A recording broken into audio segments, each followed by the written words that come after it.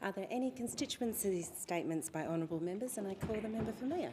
Thank you, Deputy Speaker. Well, last Friday was a big celebration in my community. We had the official opening of the new Mount Barker Aquatic and Leisure Centre, and this replaces our old mountain pool that was built in 1956 that was still in yards, and I can tell you from personal experience it was freezing cold, our old pool. But even before that pool, I was chatting with Jock, and he was telling me that before our old pool was built, people used to just swim in the creek. That was, and they even used to have celebrations and swims in the creek. But we have a new pool, and this has come from the hard work of my whole community, real community advocacy, and there are a few people I'd really like to acknowledge. First of all, South Australian Independent MP Dan Cregan. Dan Cregan and I, he's the member for Carville, we've worked tirelessly for years to make this happen. There was $15 million that was contributed by the federal government. This has been going so long that was contributed back in 2018 and 19. I'd like to acknowledge Mount Barker Council, both the current Mayor David Leach but also the former Mayor Anne Ferguson, who worked tirelessly to make this happen. This new pool not only has 25-metre swim lanes, indoor pool for us. In the Adelaide Hills it's freezing, we desperately needed an indoor pool, but it also has much needed hydrotherapy and a fantastic place for children. So this will be a fantastic facility for all of us for decades to come. I'd also like to acknowledge Sala. Sala is a wonderful festival that happens all throughout South Australia in the month of August. It's the South Australian Living Arts Festival, more than 700 events and thousands of artists, actually more than 9,000 artists. It started in 1998 and it's always in the month of August. I'd like to acknowledge one particular event. I went to quite a few Sala events in my community, but one that I opened, and that was Seasons Bounty art exhibition at Bethany Hall in Wollonga, and it really recognised and celebrated the wonderful produce that we create in Mayo. So it was wonderful to see so many artists. I actually bought myself a beautiful, it's my birthday in August, so I bought myself a little birthday present being some chickens, a beautiful piece of chicken, not the real thing. I lost those to foxes, but it's just wonderful to have this platform for our visual artists right across the South Australian community, and congratulations to all of the artists that exhibited right across South Australia with Sala. It's a very, very exciting exhibition, and for those who missed a Sala exhibition, please make sure that you get along to Sala. There's schools, there's different community groups, something for everyone. Thank you. Thank you. And I call the Assistant Minister for Competition, Charities and Treasury. Last weekend, a handful of speakers stood on the steps of our cities and shouted slogans against immigration. Their words aren't new. Some echoed the racist cries that have haunted Australia since the days when the White Australia policy was law. But their vision of a closed, fearful country isn't the Australia we live in today. Because modern Australia is a multicultural success story. Nearly 1 in 2 Australians is either born overseas or had a parent who was. My wife was born overseas, so that includes our 3 children. Australia is home to hundreds of ancestries, and we speak hundreds of languages in our homes. Surveys show that 9 out of 10 Australians believe multiculturalism is good for Australia. Think of Frank Lowy, who arrived as a refugee from Hungary and went on to co-found Westfield. Tan Le, who came as a Vietnamese boat person at age 4 and is today a global leader in neurotechnology. An Do, who fled war-torn Vietnam and became one of Australia's best-loved writers. Or astrophysicist Brian Schmidt, who built a global team to win a Nobel Prize. Consider sport. At the very moment anti-immigration rallies were taking place, the Sydney Marathon was being won by Ethiopia's Hailethcom Kiros, who ran the fastest marathon ever on Australian soil, and Sifan Hassan of the Netherlands. As we waited in the starting pen, I chatted with athletes from India, Spain and the UK, and the biggest cheer was for Kenya's Eliud Kipchoge. My friend Arsenio Balasacan, a senior official in the Philippines government, was one of the many international runners who joined the race. And that's what it means to be a world marathon major. You welcome people from around the world. This weekend also saw the Canberra Raiders become minor premiers for the first time in 35 years. The Raiders lineup includes New Zealand-born Josh Papali, English-born Morgan Smithies, and Samoan-born Ata Mariota. The Green Machine is stronger because they draw on migrant talent.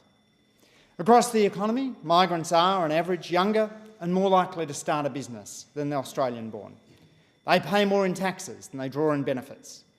They aren't just mouths to feed, but muscles to build and minds to inspire. Our universities thrive because international researchers bring ideas and energy. Our hospitals and aged care centres depend on migrant workers who care for our most vulnerable. So when the voices of hate call for exclusion, we must answer with evidence and with pride. Pride for an Australia where people from around the world come together to build something bigger than themselves.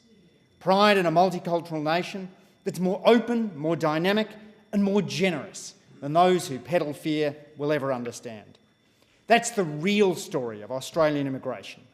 Not division, but unity. Not weakness, but strength. And I call the member for Mackellar. Thank you, Speaker. I recently co-hosted a community forum with the member for Pittwater, Jackie Scrooby, to discuss the evolving use of e-bikes on the northern beaches of Sydney. E-bikes are a fun and clean way to get around, and use in the electorate of Mackellar has exploded. But with this ride in popularity comes a rise in the concern about safety for both riders and pedestrians. We heard directly from young riders, parents, police, pedestrians, e-bike retailers, transport experts, trauma physicians and school principals about the growing use of e-bikes. 14-year-old local Tilly shared how her e-bike has given her independence, allowing her to explore her community, connect with friends and get to school on time. This sentiment was echoed in the Northern Beaches Council Youth Survey, which found that for young people aged 12 to 17, transport is their second most important issue. We also heard from pedestrians who are fearful for their safety on footpaths. This is particularly acute for people with hearing and vision impairments. We heard from trauma surgeons who spoke of the rise of critical injuries, head injuries, spinal trauma and fractures. We heard from parents who are confused about what is legal and what is not, and we heard from local police who are grappling with enforcement challenges. Pedestrians are fearful of being hit by speeding bikes, riders are fearful of being hit by a car, and drivers are fearful of hitting a rider. I do not want to see any fatalities or serious injuries in Mackellar on my watch. All levels of government, together with community, need to step up to make e-bikes safe for the whole community. At the federal level, the problem is that currently e-bikes do not have to meet any minimum safety or quality standards when being imported into the country. This has led to an explosion of bikes that can be easily modified to go at speeds well above 50 kilometres an hour without any pedalling at all, making them more motorbike than bicycle. We also heard from a local bike retailer who has found when he's servicing the e-bikes that around 80% of bikes have been modified in this way to exceed legal speed limits. A legal e-bike is one where the electric motor only assists the rider when they are pedalling and cuts out at 25 kilometres an hour. That's why this week I tabled the Safer E-Bikes Bill 2025 that legislates or would legislate a national standard for the importation of e-bikes, ensuring that only compliant, safe devices enter the country. E-bikes are a clean, accessible and empowering form of transport, but we must act now to make sure that they are safe for both riders and pedestrians alike. Thank you. Thank you, and I call on the Assistant Minister for Climate Change and Energy Emergency Management. Deputy Speaker, the Albanese government is delivering the largest investment in new affordable housing since the post-war housing boom. And as part of that work, we're supporting priority social and community housing projects across Fremantle, East Fremantle and Coburn in my electorate through the Social Housing Accelerator. That includes projects in Whitegum Valley, Treeby, Hamilton Hill, Fremantle, North Coogee and Coolbellup. And this new housing is being complemented by a number of other key measures. For example, Deputy Speaker, we've increased Commonwealth rent assistance by more than 40%. We've introduced a new Commonwealth shared equity scheme and we've provided strong incentives through the Build to Rent program and the expanded 5% home deposit scheme for first home buyers, which will save thousands of dollars for those seeking to buy a new home. We know the availability of affordable housing has reached crisis levels, and that's why we've provided $43 billion in record funding across a range of programs to deliver more dedicated social and community housing and more support for renters and first home buyers. Deputy Speaker, the Albanese Labor government knows that household solar energy and battery storage is also making a big difference to Australia's clean energy transition, and we're leading that transition because it represents Australia's strongest and most sustainable future. We've already seen a 45% increase in renewable energy generation since the election of the Albanese government. And of course, about half of Australia's renewable energy actually now comes from home solar. At the beginning of the Rudd Labor government, back in 2007, only 1 in 1,000 homes had solar PV. But thanks to the sustained effort now of 2 Labor governments, 1 in 3 Australian homes benefit from home solar, and in WA it is 2 in 5 homes. Australia has become the world leader in distributed solar energy, and now we're working to make sure that generation is matched with battery storage so we can get the maximum benefit from our abundant sunshine. Our cheaper home battery scheme has already seen more than 40,000 batteries installed, and there are nearly 10,000 registrations under the WA government's battery rebate scheme, which operates alongside our 30% subsidy. Deputy Speaker, the other day I was rapt to deliver on an election commitment to provide a community battery in Coogee in my electorate, one of 5 new community batteries in WA, adding to the 13 that have already been installed. And in March I was glad to join the Minister for Energy in announcing 4 new big batteries that will come online by 2027 to serve Perth and the southwest. That careful planning and investment, working with the Cook WA Labor government, has made WA the leading large battery jurisdiction in Australia, and of course it will support Western Australia in becoming the first state to move out of coal-fired power generation. That work is key to reducing emissions as we tackle dangerous climate change, and key to creating a cheaper, cleaner and more self-sufficient energy system as Australia achieves our potential to be a renewable energy superpower. Thank you, and I call the member for Goldstone. Thank you, Deputy Speaker. Deputy Speaker, from small beginnings, Sandringham Primary recently celebrated its 170th anniversary in August. Originally a Church of England school located in what was then known as Gypsy Village, it started in 1855 with just 11 boys and 9 girls. With the evolution of public education, it became a state school in 1875 and in 1911 exchanged flags with the Sandringham School back in merry old England.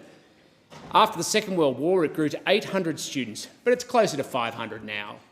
In early 2020, and coinciding with the arrival of a new principal, most of the school fell victim, sadly, to arson, and I remember the day well, because like many other community members, I helped move furniture to temporary facilities so students didn't have an interrupted education, though COVID took care of that. Now rebuilt on 8 August, the community held a birthday party to celebrate the 170th anniversary, which included a history of the school, performances, cake, Deputy Speaker, cake, and the opening of a time capsule by Principal Louise Neve. It was a wonderful celebration connecting the school's long history with the present, a lot of singing, more cake, and a lot of high fives from students. Happy 170th Sandy Primary. On Saturday at Hurlingham Park, the dads of Brighton East, the dads of Brighton Beach Primary Boomers, captained by Jay Pavey and Hugh O'Brien, valiantly took on the Brighton Primary Lions, captained by David Mason and Nick Kemp, in an epic footy contest that tested both teams. The annual contest that has seen a roundabout of winners in differing years saw the Brighton Primary Lions claim victory against the Boomers. It was also a day of friendly rivalry and fun between friends and family, and over a few bottles of bubbles on the sideline. I saw a few. It was also an important day to remember the importance of physical activity for wee blokes who have to balance busy family and professional lives. We also saw at William Street Reserve in Brighton the dads of St Vinbars, captained by James Adams, that took on St Joan of Arc, captained by Tony Lagudi, engaged in their annual grudge match of physical prowess and performance to see who could claim victory on the ground. This year, St Joan of Arc captain reigned supreme on a tough ground surrounded by hundreds of families and supporters, all keen to cheer the dads on from their varying degrees of fitness. Played in good spirits, it was moving to watch St Joan of Arc run onto the ground supporting the brother of one of their former teammates who lost their life this week. And of course, it's a reminder of the importance not just of physical health, but the benefits of mental health from physical exercise, and it's particularly important for men as they enter their 40s and 50s. And just to remember that if you need help, don't be afraid to ask for help, Deputy Speaker, because it's important to take care of your physical well-being as well as your mental well-being throughout all stages of your life. Thank you, and I call the member for Melbourne. Thank you, Speaker. What we witnessed recently in Melbourne and across Australia was disgraceful. These marches, led by neo-Nazis and anti-immigration extremists, were a shameful moment of our city and our nation. Like many in my electorate, I was sickened when black-clad alligators descended on Camp Sovereignty, a peaceful First Nations cultural and political gathering place created to honour Aboriginal resistance and survival. The irony is blunt. Australia's first people were expressing culture while thugs pretended to march for Australia, causing only violence. This was not a protest, this was an attack. They were trying to split our community apart, shut down voices that deserve respect, and bring back hurt for people who have already been through too much. This is not the city I know. I know a Melbourne that is a city of welcome, a place where people from all backgrounds live side by side, learn from each other and share their stories. A place where neighbours help one another, no matter where they come from or what language they speak. Even though what we have seen this last weekend has shocked us, we cannot let it define us. We can't let hate and division win. The answer to hate isn't more hate, it's unity. It is people standing side by side and saying racism, fascism and violence are not welcome here. We all must stand up to hate, raise our voices, stand together with our neighbours and show pride in who we are as a community. Showing strength in the face of bullying shows us a path forward where we stand together, speak with one voice and make it clear that hate will never win in Australia. We know what happened on the weekend was shameful, but how we respond matters even more. The truth is, Australians stand up again and again to say, we will not accept racism. We will not let extremists take over our streets. Speaker, saying no to hate matters, but what is more powerful is when we back up that no with what we do in our daily lives. We must see it in our schools, we must see it in our workplaces, and we must see it in our neighbourhoods. That is how we show unity, not only in speeches here, but in the choices we must make, by living with respect and fairness. Hate is not welcome here. Thank you, and I call the member for Fadden. Thank you, Deputy Speaker. And this morning I rise to pay credit to the wonderful Coomera Cubs Baseball Club. And I visited them recently to hand over a cheque for a $3,500 volunteer grant, which is well deserved. This club is doing an incredible job at the northern end of the Gold Coast, and full credit to President Nick Day, Vice President Andrew White and Head Coach Case Bunting and all of the team of their trainers and volunteers. They've been going on the northern Gold Coast for nearly 20 years, and on the weekend they took out 3 of the 2025 Winter Series Grand Finals, the Majors, the Minors and the Masters. So they are doing extremely well. But you go out there, this place looks immaculate, it's professional and it's giving our kids a wonderful opportunity to play baseball. Deputy Speaker, I recently visited the Northern Gold Coast Netball Association and caught up with Vice President Melissa Roberts. And of course I should give a shout out to President Anne Blom as well. This is one of the largest netball associations on the Gold Coast, and I was very pleased to present them with a $3,500 volunteer grant to help them strengthen their programs and help with officiating by volunteers. Their twilight season starts on the 9th of October, catering for players aged 9 to 14 years, providing a social netball experience. These wonderful volunteers, where they have all of the clubs playing, training, it's a fantastic spirit that they have going there, and full credit to the association for doing such a wonderful job for our young netballers.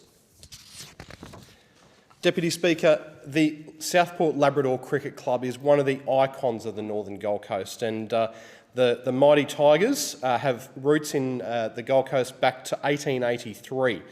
They play out of Maury Glasman Oval at Arundel, which is a wonderful venue, and they recently had their AGM in August, and congratulations to continuing President Dean Johnson, Vice President Don Gum, Junior Vice Joel Smith, Secretary Terry Blacktop, Treasurer Sherelle Gum, and the members of the General Committee. And I visited them recently to present them with a cheque for $3,000 to assist them with the automating of their scoring systems onto iPads, which of course will make things a lot easier for those hard-working volunteers, and the scores will be uploaded online straight away. Deputy Speaker, one of the wonderful local clubs in the electorate of Fadden is the Paradise Point Sailing Club, and I recently caught up with President John Murphy to present him with a $3,000 cheque for training and essential equipment to help their volunteers. Recently, they held their famous Midwinter Cup in August, and big shout out to Max Latt, who took out the John Murphy Perpetual Cup, and to Jack, Joshua and Layla, who also won that day. Thank you, and I call on the member for Macon. Thank you, Deputy Speaker. Last year marked the 70th anniversary of the St Francis of Assisi Catholic community of Newton and the important role of the Capuchin friars in the parish throughout those years.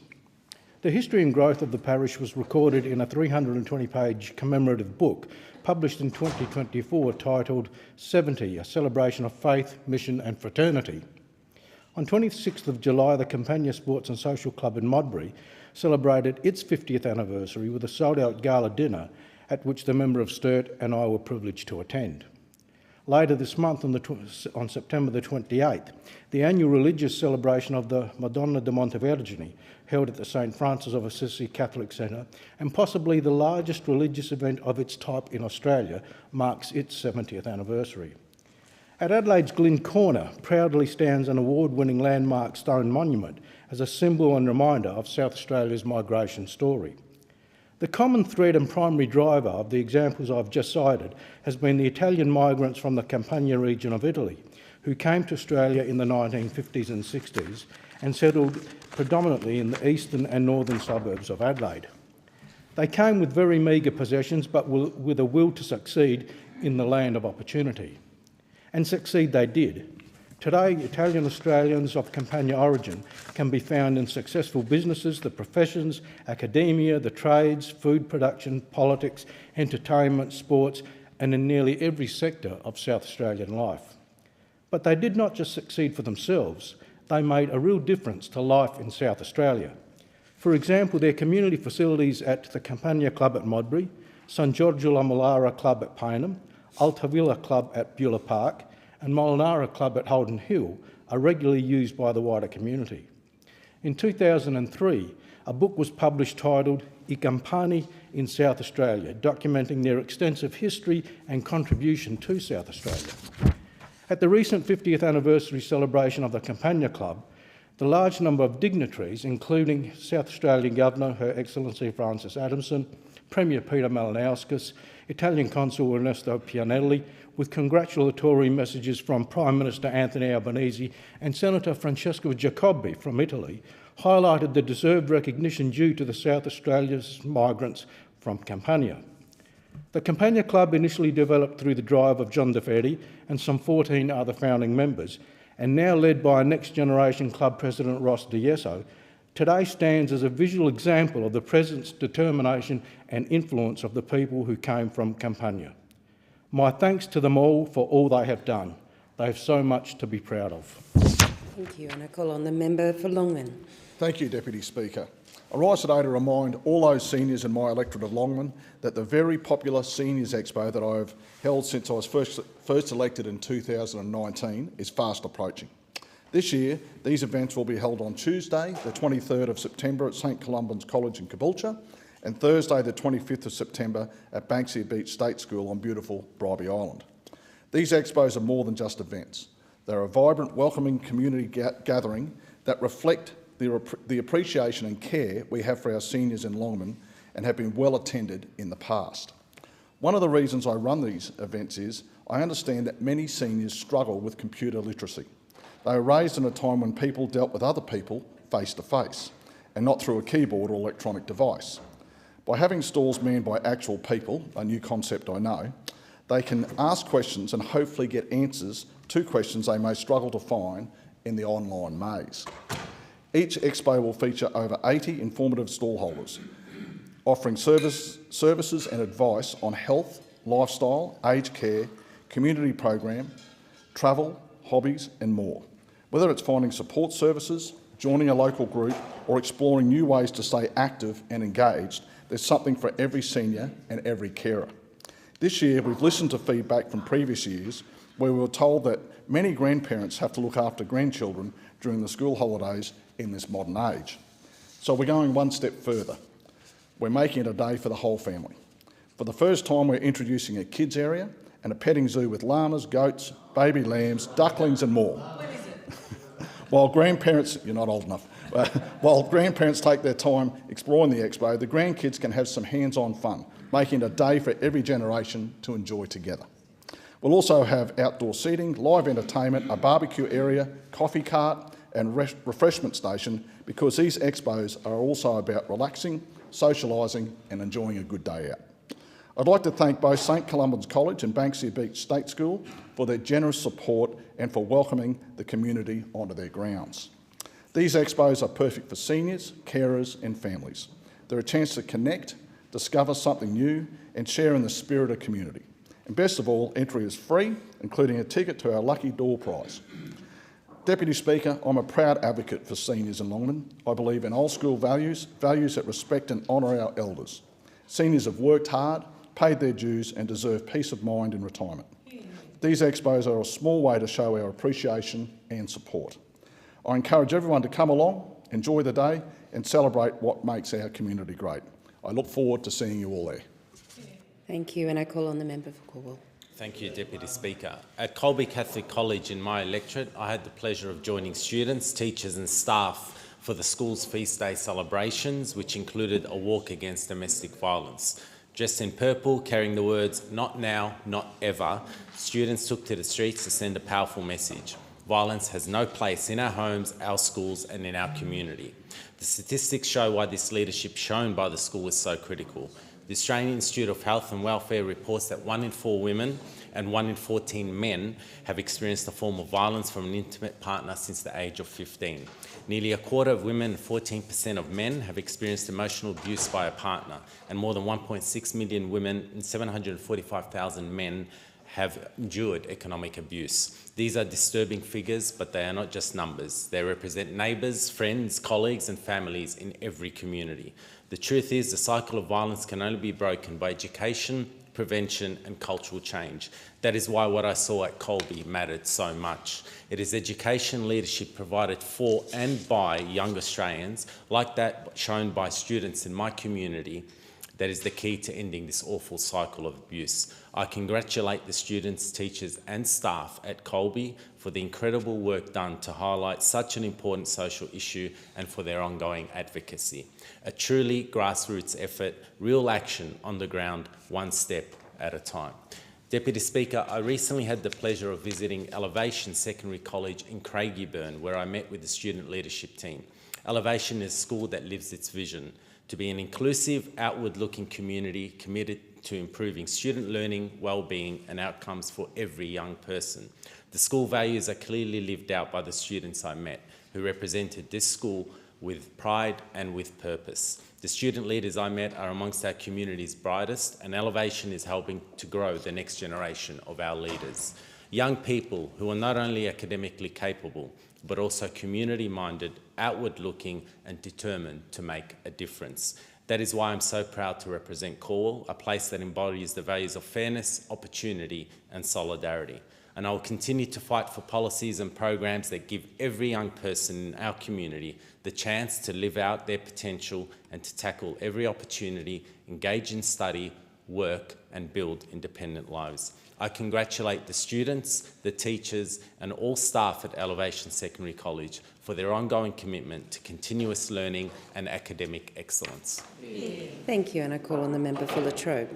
Thank you, Madam Deputy Speaker. I rise today to speak on the commendable work of two outstanding organisations, MicroAustralia and the Global Fund, and their tremendous contributions in serving communities both here in Australia and across our region. I've had actually many years working with MicroAustralia.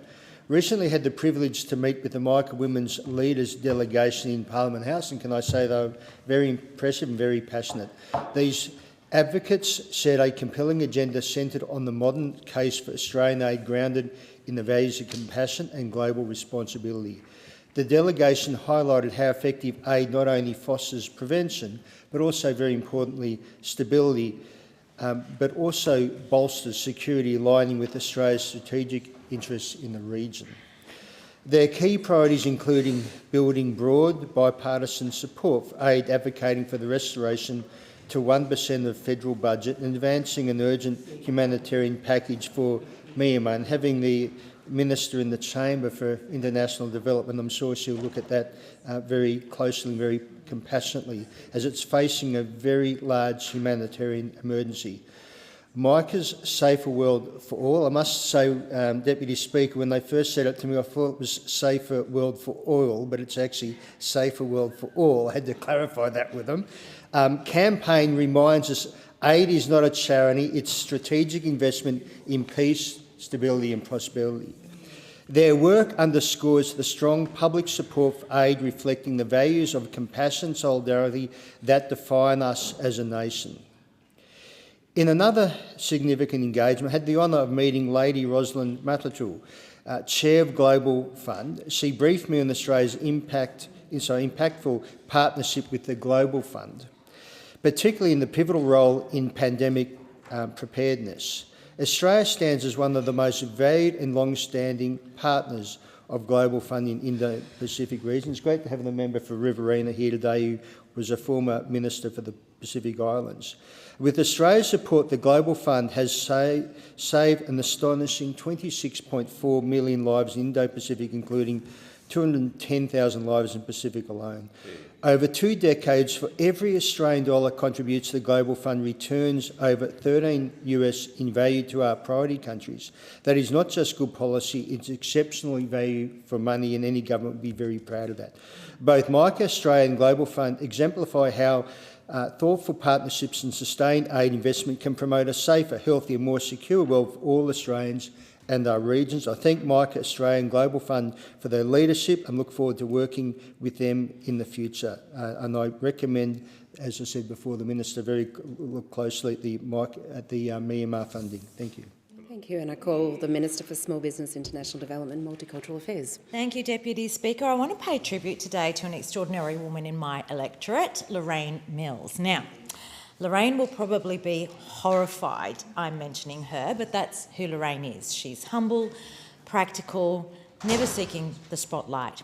And when I told her that I wanted to acknowledge her, she said, "But I haven't done anything like jump out of a plane or fight a bushfire."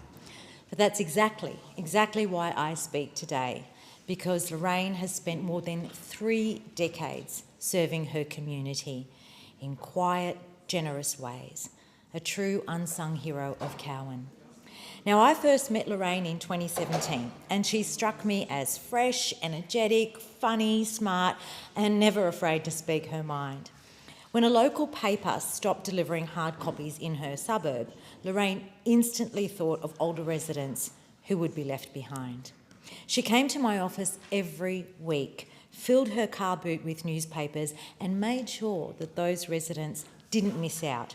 No fuss, no fanfare, just Lorraine being Lorraine. And one of the greatest contributions that she has made has been as a Justice of Peace. For more than 30 years, she has certified countless documents. She supported police, hospitals, courts and families, taking calls at all hours of the day, even at 2 a.m. in the morning. And for 15 years, she even ran a JP desk at New Park Shopping Centre, come rain, hail or shine. Lorraine is beloved by police officers, who she affectionately calls her coppers. Lorraine's service follows a family tradition. She was inspired by her father, Max, who himself was awarded an Order of Australia. Now, unfortunately, Deputy Speaker, health and age has required that Lorraine step back from her really active work across Cowan. Her remarkable chapter of service is ending, but her impact endures. Lorraine Mills is loyal, fierce, funny and kind. And Lorraine, on behalf of all of Cowan, I just want to say a huge thank you for your decades of service and selflessness. And in true Lorraine style, Deputy Speaker, I will finish my speech as she so often finished her letters to me, with words of encouragement. So Lorraine, you are loved, you are appreciated, and you will never be forgotten. Thank you, and thank you to Lorraine. I call on the member for Riverina.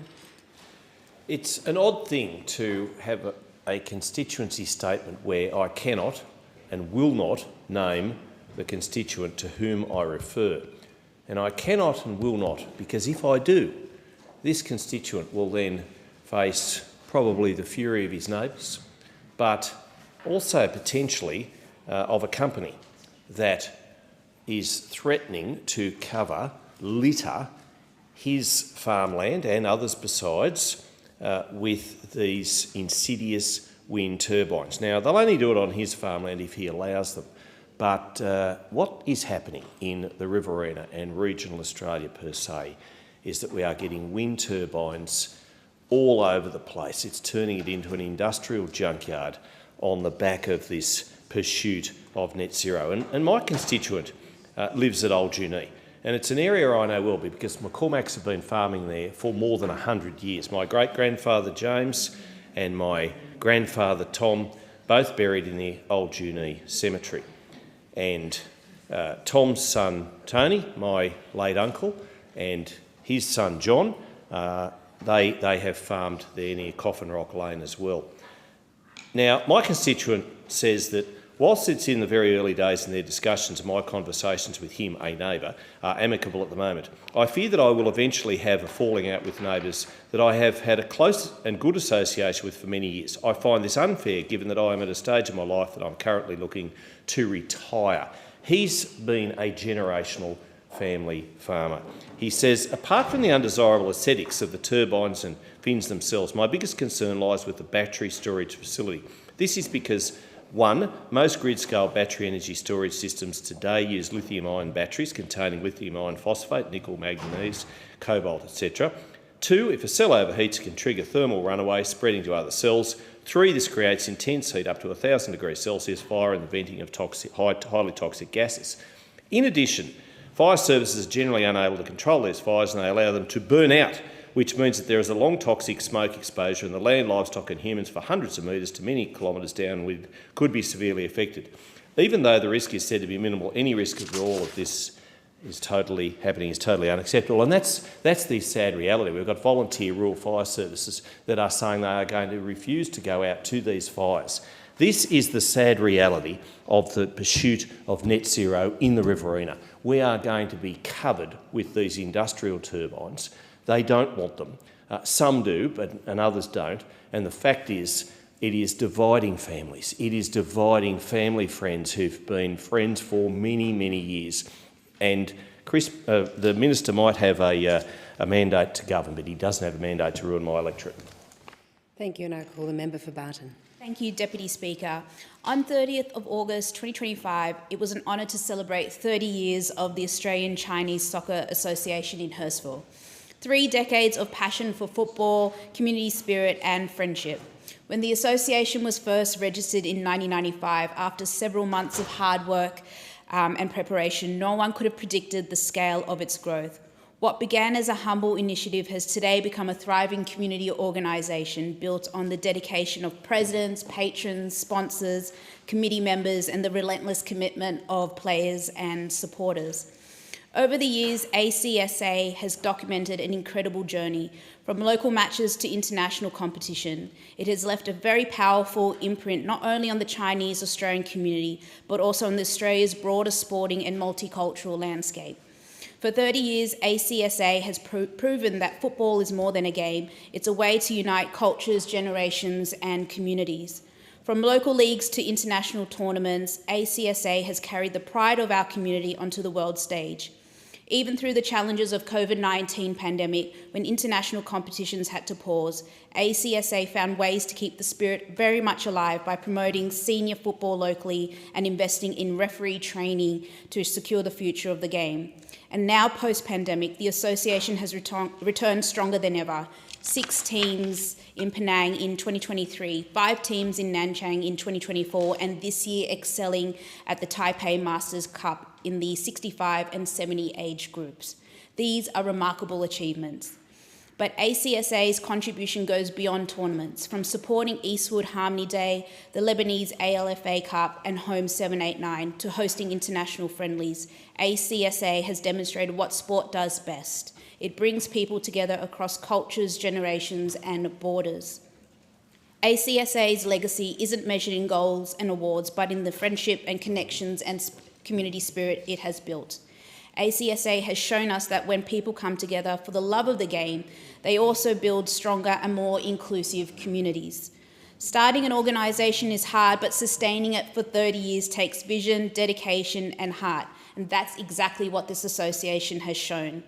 The Australian Chinese Soccer Association's 30-year journey is a story of dedication and perseverance. It is a legacy that inspires future generations not only to engage in football, but to carry forward the values of community, respect and cultural pride that this association represents.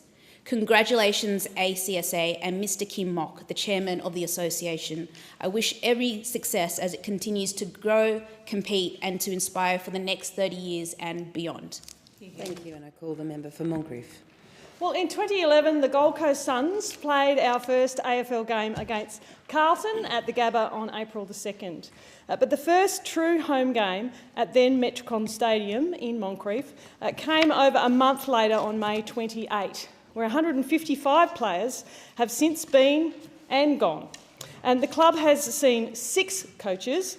They've slotted 3,576 goals, played in 327 games at 22 different grounds in every state and territory, 2 games in China against Port in 2017 and 2018. The grind has been well and truly worth it, because now we're finals bound. And a journey that started when the AFL issued the Gold Coast Football Club a licence on 31 March 2009. And that's 5,993 days ago. I'm full of stats this morning. It may have taken us a little longer than our brothers at the Titans to secure a finals berth, but we did it. Raw heart in the heart of the Gold Coast, passion and emotion. 3 things we're not short of on the Goldie. And that translates when our sons take to the field. It also translates to our membership. Evident in the all-time membership record that reached new heights on Monday, 30,107 members. We certainly hold our own with a membership figure of that size and a well-deserved additional feather in the cap for this historic year. This marks 6 years in a row of membership records for the club. Our sons keep going from strength to strength, both on and off the field. Let me run through a few more club records. A 15-9 win-loss ratio, 4 wins up on the club's previous best last year. A percentage of 124.9, up 22.1% on the previous best in 2022. An average score of 94.5 points, up on the previous best of 87.2, way back during season 2 in 2013. An average score against of 75.7, which on an adjusted basis is better than the 64.6 recorded in the short games of the 2020 COVID-era season. Absolutely unreal stats, and I have no doubt they'll be all gas and no breaks when they play Freo on Saturday night. The whole of the Gold Coast Suns, is absolutely 100% behind you. Up the Suns, Go the Suns. We are the Suns. Thank you, and I call the member for Dunkley. Deputy Speaker, over 7 million Australian adults are close to someone who has died by suicide or attempted suicide. 1 in 2 people are impacted by suicide by the time they turn 25. Men are 3 times more likely to die from suicide than females, with men aged 55 to 59 representing the largest increase in the age-specific suicide rate for Australians aged 15 and over. The Dunkley community is disproportionately impacted by suicide and higher than state average suicide rates. This is an issue close to me and my community, and that is why I've invited Dan Rapicoli, the Special Envoy for Men's Health, to the electorate in November. We will meet with local secondary schools and host a forum with men from local organisations, business and sporting clubs, and young men 16 plus to discuss men's health and wellbeing. By bringing together representatives from community groups and schools, working with men and boys to identify what is working, explore the challenges, share personal experiences, and present ideas on what is missing. The forum will be powered by the Man Cave and Movember, along with Smack Talk and the Mental Health Safety Net. These organisations deliver great programs at a local, state and national level, providing awareness on mental health and wellbeing and the importance of reaching out for help if you are not travelling well. In light of International Suicide Prevention Day on the 10th of September, checking in on our mates, our female friends, those that are close to us, has never been more important. Deputy Speaker, it's Prostate Cancer Awareness Month, a disease that 1 in 6 Australian men are diagnosed with by the time they are 85. I currently know 4 men that have been dealing with this issue. Dave, my husband, was fortunate to survive prostate cancer.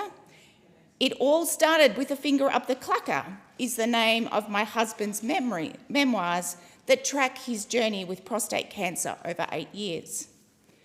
Raising awareness this September could mean a father, brother, partner or son is diagnosed earlier and survival rates are higher. 3,330 men die each year from prostate cancer, more than breast cancer kills women. This is unacceptable. I want to use my voice and my experiences as a wife in this chamber to encourage all men over 40 to talk to their GP about prostate cancer testing as part of their regular checkups, because you never know, a finger up the clacker may save your life. Thank you, and luckily now it's blood tests. And I call on the member for Monash. Thank you, Deputy Speaker. And can I associate myself with the fine remarks of the member for Dunkley, particularly in relation to her comments as we prepare for World Suicide Prevention Day. As a former board member of Lifeline Gippsland, this is an issue that I'm particularly passionate about, and I want to recognise the very, very fine work that many mental health organisations in my electorate of Monash undertake. Tragically, it is the leading cause of death in Australia for those aged between 15 and 44, and we still have a rate of suicide in this country that is far too high. On Sunday, I had the great privilege of attending the unveiling of the Druin Military Memorial, which is an amazing project and has been put together by the Druin Anglican Church, veterans from the Druin RSL and the broader community. They've done an absolutely magnificent job in planting elm trees which link to the Druin RSL and other local community monuments, the cenotaph, and it commemorates the centenary of armistice for the First World War from 2014 to 2018. There are a number of veterans there that I want to recognise, including Rob McNabb and Graham Watt, who formerly was in charge of the Druin Veterans Welfare Centre. He has done some remarkable work over 30 years advocating for veterans in our community. I also want to acknowledge that today the national accounts will be released, and for me I think it's a question of, are we better off? Productivity has been going backwards, and certainly the last national accounts that we saw a growth rate of 0.2% in the March quarter. And Deputy Speaker, this has a really big impact on local organisations that look after people in my electorate of Monash that are really struggling. I particularly want to acknowledge Frankie's Community Kitchen. I went there with my mum actually earlier this year to peel vegetables and to support their kitchen crew. They do an amazing job of giving unused food from supermarkets and local restaurants a second chance in our community, and demand for their services has never been so high. I also want to acknowledge the Bawbaw Food Relief Centre run by the 4Cs, the 4 local churches in our community, and also the Coronella Food Bank, which I visited with Senator Jane Hume during the election. They do an absolutely magnificent job of all of that. More broadly though, sporting infrastructure is incredibly important in the Monash electorate, and I want to affirm my very, very strong commitment to be able to fight for new infrastructure at Merboo North with their sporting oval, Fish Creek with their footy club, Moe with their swim club, getting those shade cloths and solar heating done, and all of the other magnificent sporting clubs right across the Monash electorate. Thank you. Thank you, and I call the member for Whitlam. I rise today to recognise the volunteers who operate the Illawarra Light Rail Museum, which is located at Albion Park in the electorate of Whitlam. A huge crowd attended the opening of the museum on the 10th of November 1984, and 4 decades later it attracts an extraordinary 40,000 visitors each year. These visitors come to see the wide range of historic light railway locomotives on exhibition, including some powered by steam, as well as passenger cars and other rolling stock. There is also the 1890 Yalla Railway Station building, which stood on the Illawarra main line between Dapto and Albion Park before it was closed to traffic in 1974, and a 1915 signal box from Otford, which was closed in 1985 due to electrification of the Illawarra line. The Ken McCarthy Museum, named after the museum's foundation chairman, features a fascinating collection of photographs, artefacts and memorabilia. Visitors can enjoy a miniature train ride, and on allocated days they can experience a slice of history by taking a steam or diesel-driven journey on the museum's own narrow gauge track. I was delighted to visit the Illawarra Light Railway Museum in June and discovered its volunteers are passionate about educating the public in relation to both the role of steam engines and other mechanical devices in light railway operations and industry in general, and the use of railways and tramways in the Illawarra region in particular. In today's fast-paced world, I congratulate these volunteers for preserving this important part of our history while educating and entertaining tens of thousands of visitors each year. Deputy Speaker, I rise today to pay tribute to Bowral and District Art Society, which recently celebrated an extraordinary milestone, its 75th anniversary. The organisation was founded in 1950 as Berrima District Art Society and held its early meetings in the Country Women's Association rooms in Mossvale and then Berrima Courthouse before moving in 1970 to its current premises in Bowral, thanks to the generosity of the Bent family. The name was changed from Berrima District Art Society to Bowral and District Art Society in 2006 and has been known as Bowral Art Gallery since 2016. However, the gallery's contribution to the community extends far beyond Berrima and Bowral. It's valued by all villages and towns in the Southern Highlands. Bowral Art Gallery provides a much-loved space for the community to view works of art, and just as importantly, it supports, nurtures and inspires both established and emerging local artists. I recently visited the gallery and learned this not-for-profit organisation has over 500 members and that it holds over 30 exhibitions each year and that hundreds of art students develop their practice annually by learning from over 30 tutors. Thank you, Speaker. Thank you, and I call the member for Flynn. Thank you, Deputy Speaker, and it's not often that the gods of politics smile upon me, because right here before me I have the member for McMahon, who is the Energy and Climate Change Minister, and I've got some questions for him. And it's all in relation to this report written by the Australian Academy of Technological Science and Engineering, and what they're proposing is decarbonising diesel industries and, in fact, taking away the diesel fuel rebate scheme from both the mining resource sector, agriculture, fisheries and forestry and the transport industry. And, Deputy Speaker, their conclusion says, and I will quote, increasing the cost of diesel in a targeted and balanced way, Australia can accelerate its industrial decarbonisation. Now, I would like to know, and to the Minister, exactly what is this going to cost the economy? There are 300,000 registered businesses that have fuel tax credit scheme, and I declare I am one of them, as are my sons. And I want to know how this is going to affect the economy. If you take away this diesel fuel rebate scheme, it will cost all of those producers more, and they will pass that cost on to the consumers, and ultimately that will drive the cost of living up even further. And furthermore to that, this report goes on to say that the safeguard mechanism, the 100,000 tonnes of emissions that affect 215 of the biggest companies in Australia, which is a cost impost on that, they are proposing to lower the threshold on the safeguard mechanism down to 25 tonnes.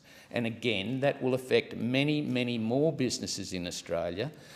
We know in central Queensland there are 30% of those big businesses affected now, and how many more will now be affected, and what will the economic cost be?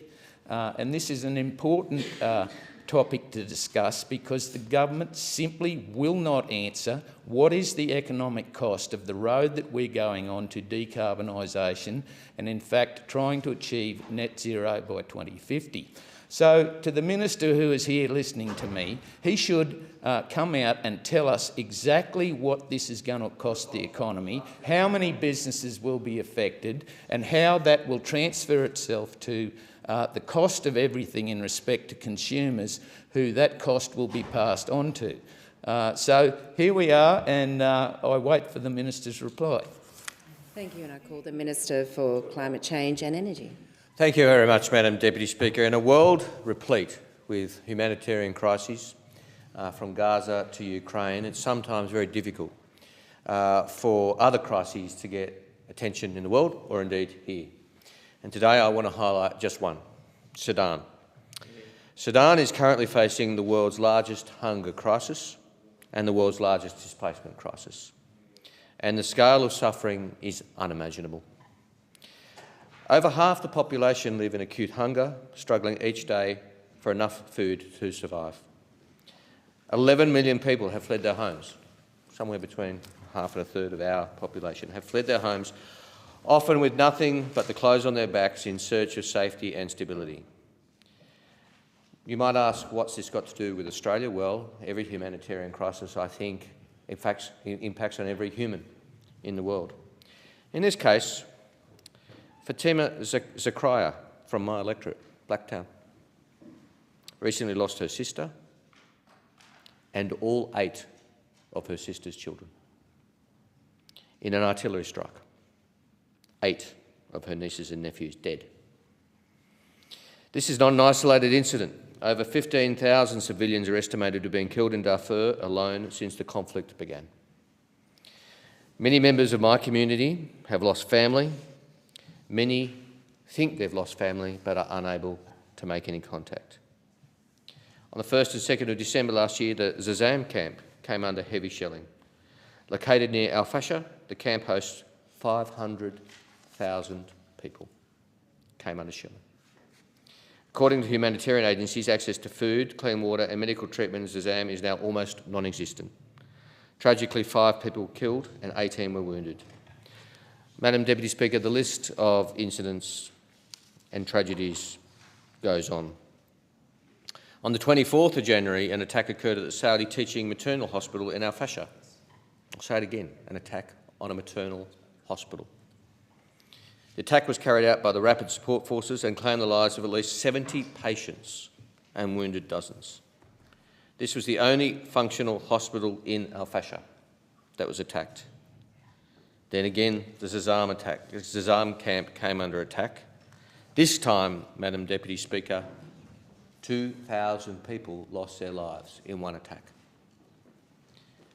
As I said, this is one of the world's worst humanitarian crises, and I haven't seen it reported anywhere really in Australia. I'm not being critical of journalists. It's a very busy international environment, but it's right that it be noted, at least in this parliament. I want to thank my friend Musab Hassan, the chairperson of the Zagwara Association, Zagwara Union in Australia, for talking to me about this, and I extend my best wishes and condolences to his entire community. Thank you. In accordance with Standing Order 193, the time for members' constituency statements has concluded, and I call the clerk. Government business, statement number 1, National Skills Week. Are there any statements? There being no further statements by honourable members, I call the clerk. Government business, order of the day number 1, National Infrastructure Facility, resumption on debate of the motion that the House take note of the document. And I call the member for Solomon. Thanks, Deputy Speaker. Since being appointed as the Prime Minister's Special Envoy for Northern Australia in July last year, I've been working with stakeholders, with governments, with local government, to deliver real outcomes for Northern Australia. These outcomes mean jobs, infrastructure that is much needed, and long-term prosperity for our Northern Australian communities. It's been a busy week in Darwin, my home, and the place that I'm proud to represent here, and a big week for resources industries across the north. I attended the Bush Summit on Monday in Darwin, and the NT Resources Week kicks off today at the fantastic Darwin Convention Centre, and I do want to give a shout out to Peter Savoff and his team, multi-award-winning team at the Darwin Convention Centre, for the great work that they do. NT Resources Week focuses on driving resources industry investment and trade opportunities in Northern Australia, and it combines 3 conferences in one.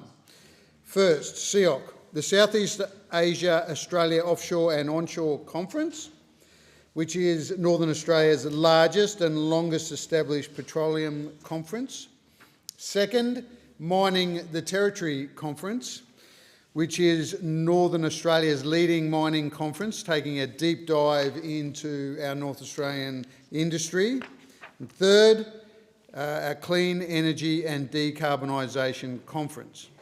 We all know that the Northern Territory is at the forefront of Australia's energy transition, with projects like Sun Cable leading the way, tapping the incredible potential of solar energy, what I like to call Territory Gold, to power local industry and our neighbours' energy needs, Singapore and others in the future, to help assist us all achieve net zero emissions by 2050.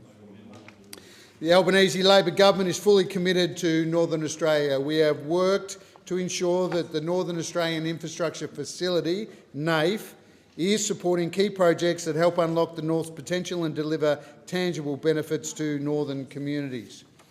We have also amended the NAIF investment mandate and statement of expectations so that the NAIF is able to invest in a much broader range of projects, ranging from resources, energy, airport upgrades, agriculture, aquaculture, social infrastructure, including social housing and university accommodation that is so needed. To date, NAIF has committed over $4.3 billion to 32 projects across Northern Australia, and I'm pleased to say that the NAIF has supported 8 projects in the Northern Territory, with loans totalling around $0.9 billion. We look forward to getting up over the $1 billion mark soon. These 32 projects in the north are forecast to generate more than $33 billion in public benefit and support thousands of jobs in the north. One of the most exciting developments is the Arafura Resources Nolans project, located north of Alice Springs. The Australian Government is proud to have invested in this project, the Nolans project, with support from the NAIF, the Export Finance Australia and the National Reconstruction Funds. This rare earths mine and processing facility will supply materials essential to electric vehicles, wind turbines and defence technologies, to name a few. It is expected to create hundreds of jobs and deliver long-term economic benefits to the Territory, particularly Central Australia, through logistics, services and training opportunities, strengthening our human capital and building skills for the future. The Nolans Rare Earth Project directly supports key government agendas, including the Critical Mineral Strategy 2023 to 2030, the Critical Minerals Strategic Reserve, Building Better Regions, Building a Future Made in Australia, and the G7 Critical Minerals Action Plan, to name a few. The NAIF is also supporting smaller innovative projects such as a local Territory startup called Environmental Keystones, which is leading the country with a groundbreaking green energy project. Environmental Keystones, supported by the CSIRO and Pyrochar, is building a world-first pyrolysis plant to convert green waste, that is palm fronds, clippings, wood chips, into biochar, syngas and bio-oil. This $8 million project, backed by the NAIF, will create 30 construction jobs and 12 ongoing roles. It is clean, smart and Territory-made, showing the world that the North can lead on innovation and not just play catch-up as we have done in the past, but lead. And we're proud to be doing so. I spoke earlier about how NAIF investment mandate and statement of expectations has been amended so that the NAIF is able to invest in a broader range of projects, ranging to agriculture and those mentioned earlier, social housing. And when it comes to housing and social infrastructure, this now is a very important mandate or focus for the NAIF. We know that housing supply issues is important not just for the big cities in the south, but for the north as well. If we are to grow and prosper in the north, and we need to grow population, we need investment in housing and community infrastructure to attract workers and capital. People want to come and live in Northern Australia, but we need to catch up in our social infrastructure and housing. Last year I had the opportunity to visit in Cairns the Community Senior Housing Project, which is funded with a loan of up to $140 million in partnership with Housing Australia and Queensland's Housing Investment Fund. This is Queensland's biggest social and affordable housing project, and it will deliver a whopping 490 homes in Warree, a suburb to the south of Cairns, and using innovative construction methods, more than 20 housing modules have already been installed at the site and is currently on track for construction to be complete by the end of 2026. This project is a great example of how the NAIF can boost social infrastructure and genuinely make lives better for people living in the north.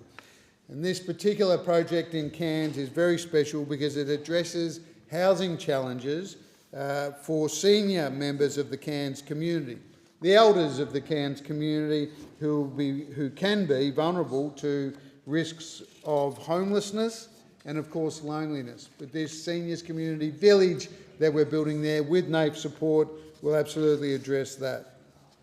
Importantly, using the innovative construction methods, it provides a powerful model for other parts of Northern Australia, and I'm very eager to promote those. Certainly in Darwin, we've got some of the similar challenges, and very keen for the proponent in Cairns to look a bit further to the west for another great opportunity, hopefully backed by the NAIF. To ensure that the NAIF remains fit for purpose, last year our government appointed an independent expert panel to review the NAIF Act. The panel was chaired by my good friend and former colleague, former member of this place, former member for Lingiari, the Honourable Warren Snowden. working alongside Dr. Lisa Caffrey and Professor Peter Yu, all long-term champions of the North. Their review recognises the importance of the NAIF in Northern Australia and makes 21 recommendations aimed at strengthening the outcomes that the NAIF can deliver. Our government is currently considering the review's recommendations and will respond in due course. Our focus will remain on ensuring that the NAIF can continue to deliver real outcomes for the North. To inform its recommendations, the panel received 40 written submissions, held 85 targeted meetings with stakeholders from all levels of government, industry, First Nations organisations, research groups and regional development bodies. They attended 6 site visits to consider current and potential outcomes of NAIF investments as well. To further secure Australia's position in the global critical minerals market, our government is establishing a $1.2 billion critical minerals strategic reserve that I mentioned earlier, stockpiling essential minerals like lithium, cobalt, graphite and rare earths, ensuring more supply chain resilience and supporting advanced manufacturing, clean energy and defence. This reserve will also incentivise domestic exploration and production, creating new opportunities for territory-based projects and projects across the North, and reinforcing our role as a reliable global supplier.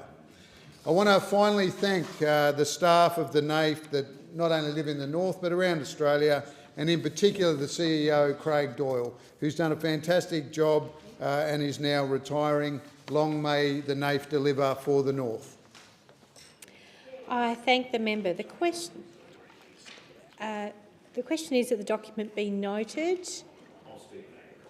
Certainly. The question is the document be noted. There being no further speakers, I call the clerk. Government business, order of the day number 2, ministerial statement on agriculture, resumption of debate on the motion that the House take note of the document. The question is that the document be noted, and I call the member for Fisher. Thanks, Madam Deputy Speaker, and I rise to speak on this important matter that is agriculture. And people often may see the seat of Fisher as our glorious Sunshine Coast beaches, but they don't actually go west of the highway. But you don't even have to go west of the highway. We have some fantastic agricultural businesses operating in my seat of Fisher, including one of the largest eastern seaboard fisheries operating out of the Mooloolaba Harbour in our prawns and in tuna. And I want to send a shout out to Heidi and Parvo Walker, who are fantastic local business people in my electorate, Walker Seafoods. They are sustainable fishers and they do a great job. And so a shout out to all of them, all the people that work on our wharves at Mooloolaba. But I do also want to take the opportunity to welcome my friends from the Queensland Parliament that are here today. I think that they're here to learn all about the Federation Chamber, so I'm hoping that they're acting like sponges in taking all of this wisdom that they're no doubt hearing. And I want to send a shout out to my good friend in particular, the member for Glasshouse, Andrew Powell, who's doing a great job as the state's new tourism and environment minister. And it's a good segue when we're talking about agriculture, because Fisher, as a federal seat, all people see is the beaches, as beautiful as they are. But the seat of Fisher is still classified by the Australian Electoral Commission as a rural seat. Now, some of my rural colleagues and my state colleagues might have a bit of a chuckle about that, but the seat of Fisher still holds very, very important agricultural industries in farming of pineapples, bananas,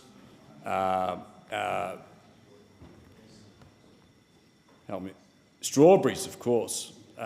So many different industries that are the lifeblood of Australia. You know, the Sunshine Coast could very well be the fruit bowl and the food bowl of our country. The challenge, of course, that we face is that our real estate prices are so high that it is very difficult to make a go of farming on the Sunshine Coast on a broad scale. But if you go to any farmer's market on a Saturday or a Sunday morning, you will see so many small farmers that are selling their wares, boutique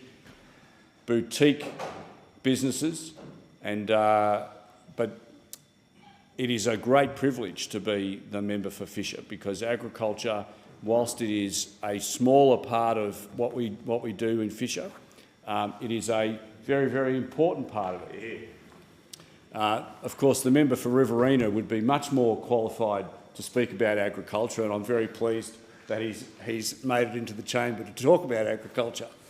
That said, I come from a small farming family. We had a farm on the Mornington Peninsula, about 280 acres, which by the member for Riverina and many of the people that he represents would be a postage stamp. But from Mullaney, we have some fantastic cattle growers in Mullaney and west of Mullaney, in places like Conondale and Cambroon. Whilst they are small, the quality of their produce is incredible. I'll send a shout out to Cliff Hefner and Teresa Craig, who are stalwarts of the LNP, but also they have a stud farm there as well on the way to Conondale, and they do a terrific job, not just in their own farming practices, but in helping many other farmers as well in their consultancy work. So a shout out to them. But to all those people who are in Fisher or right across the country who are toiling right now, whether they be working on the land, on a tractor, farmers are the salt of the earth. They work damn hard to put food on our table, on our tables. I wish that more people in the city could actually just experience what it's like to have to earn a living from working with their hands and growing the food and fibre that Australians rely upon. And I want to send a shout out to each and every single one of them. It might sound a little strange, but in my experience, many of these people who are working on the land actually listen to Parliament as they work. I know I used to when I was on the tools, and I want to send a shout out to them and thank them for their service to this country. It's often a bit of a lonely existence doing what they do, but I take my hat off to them and I thank them for their service. And I'm very pleased now to hand over to the member for Riverina. I thank the member. Before I call the next member, I would like to acknowledge in the Federation Gallery we have members from the Queensland Parliament. Welcome to the Federation Chamber. The question is that the document be noted, and I call the member for Riverina. Thank you, Deputy Speaker. And when it comes to the state of agriculture, I don't believe that we have seen before as wide a chasm between city and country. And that is a great shame. And I appreciate that we've got many people here who, for whom agriculture is their livelihoods, whether they're in the bureaucracy, but out there listening often to these broadcasts, people working the land, farmers. And we owe a debt of gratitude to those farmers. Those farmers, and at last count, I think there was 135,000 of them in Australia, tilling the soil, making sure that they grow the food and fibre to feed and clothe not just our nation, but many others besides. And they are under threat, like never before. And they're under threat by a number of things. They rely on the weather to indeed make money. And my late father Lance, who farmed at Mara and farmed at Brucedale, midway between Junee and Wagga Wagga, all of his life up until his death in 2008. He always said that in any given decade there'd be 3 very good years. There'd be 3 average years, there'd be 3 very bad years, and the other year, well, just take your pick. That was up to the vagaries of the weather. That was a mere matter of luck. But then I can remember he only ever protested once, and that's when he came to Canberra. Bob Hawke was the Prime Minister. The farmers ringed Parliament House. They were very concerned about the policies of the then Labor government, and lo and behold, it rained, and Prime Minister Hawke took the credit for it. The farmers went away and did what most farmers do, and that's not complain as a matter of demonstration, but just get on with the job. And as I say, we're very lucky we've got the world's best farmers. But government policy is important, and it's also very important that the Agriculture Minister goes and visits farms, and not just ones that are environmentally friendly, not just ones that might be doing wonders with organics, not just ones that might be tilling the soil and putting soil science front and centre, but also those generational family farms that at the moment are doing it as tough as they ever have. And when it comes to farming, I do really worry about the continual Murray-Darling Basin Plan impacts upon irrigation farmers. I do worry how they are demonised, not just irrigation farmers, but who grow fruit and vegetables, and in the Murrumbidgee and Colliambly irrigation areas and elsewhere, down in the Goulburn Murray valleys in South Australia, your state, Deputy Speaker Sharkey, but also our cotton growers out west, and they are maligned continually for the jobs, for the role that they play, and our farmers are expected to grow more with less. When I say less, I mean water, and of course, famously, it was stated that water is whiskey is for drinking and water is for fighting over. Mark Twain apparently said that. It's as true when he said that in the 19th century as it is today, and the water battles will go on. Every valley thinks that the farmers north of them, or where the water's coming from, are pinching the water, and those below them are wasting water, but we're okay. We're doing everything right when it comes to utilising the water that we have, or have been allocated, or have bought. I shouldn't say allocated because they pay for every precious drop. But we do need to very much continually look at the Murray-Darling Basin Plan. I know Darren de Bortley has made a lot of comments, a wine grower from the Murrumbidgee irrigation area, about water, about its allocation. Sadly, this week he pulled out a lot of his vines, and that just should not be happening. Not be happening from Griffith, a place where up to, they say, a third of all of the wine bottled in Australia, last time I looked, was from that area, a quarter to a third. They produce some of the finest wines, not just in Australia but the world. And when you've got one of the biggest wine growers, one of the most established wine makers, as in de Bortley's, pulling out vines, what does that tell us about government policy?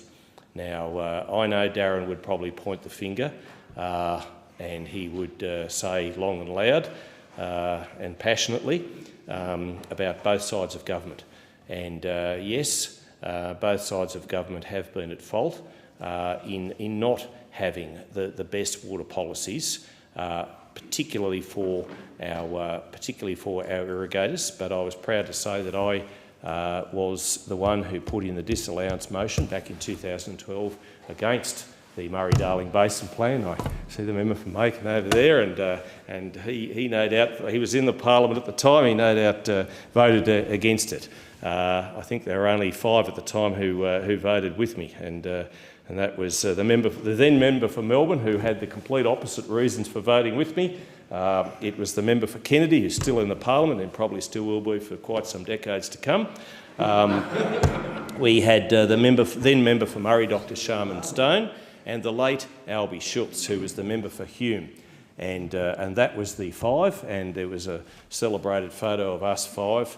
Mr. Bant was very much up the back of the chamber. I don't think he really wanted to be associated with our disallowance. And then, of course, we had everyone else on the other side. Everyone else from every other party and independents besides. But we made the point, and I know when we got into government, we stopped the buybacks. And stopping the buybacks is important, because what buybacks does is it divides and conquers irrigation communities. It's not just the farmer. The farmer's well looked after because they get their price bought at a premium amount, they do. But it's the hairdresser, it's the mechanic, it's the school teacher, because they have less children to teach, and then the school decreases in size. And that is the peril that is facing and awaiting our river communities. And we are at the moment in a drought in the Riverina, and when I say the Riverina, I represent the electorate by name these days, not necessarily by nature. Not much of the Riverina geographical area or any other quantum you like to put on the place is actually in the boundaries determined by the Australian Electoral Commission. My electorate now wraps around Canberra and goes all the way into Whitlam, Illawarra. Go figure that one. But the country people that I represent are proud and passionate. Many of them are farmers, and they are having their areas at the moment carpet bombed with wind turbines, and that is also, when it comes to agriculture, that is a huge challenge, because I think the greatest challenge that is facing humankind, people say it's the weather, people say it's climate action, etc. It's actually growing food to feed a hungry world, and Australia can play a big part in that. Now, people say the two are linked, because they'll say, well, without good action on climate, you won't be able to grow the food. Yeah, there's an argument to that too. But indeed, you can't grow food, you can't produce fibre if you're going to carpet bomb one of the best growing areas, and that is the Riverina, whether it's the AEC boundaries or the geographical boundaries. If you cover that area with wind turbines and you pit farmer against farmer, family member against family member, how on earth are you going to continue to grow the world's best food and fibre when our farmers will desert the land? Many of them will lease the land to companies that are representing overseas superannuation companies who send out these spiffs, send out these shysters, who then divide and conquer. I had an old Junee farmer tell me that he'd phoned 5 of his neighbours, 3 knew about the wind turbine proposals being put around, and the others didn't. And many of the people in that area, which doesn't have great ridgeways and doesn't have a very windy place, isn't a very windy place, but these companies come in and they are buying off farmers, they are cruelling our area.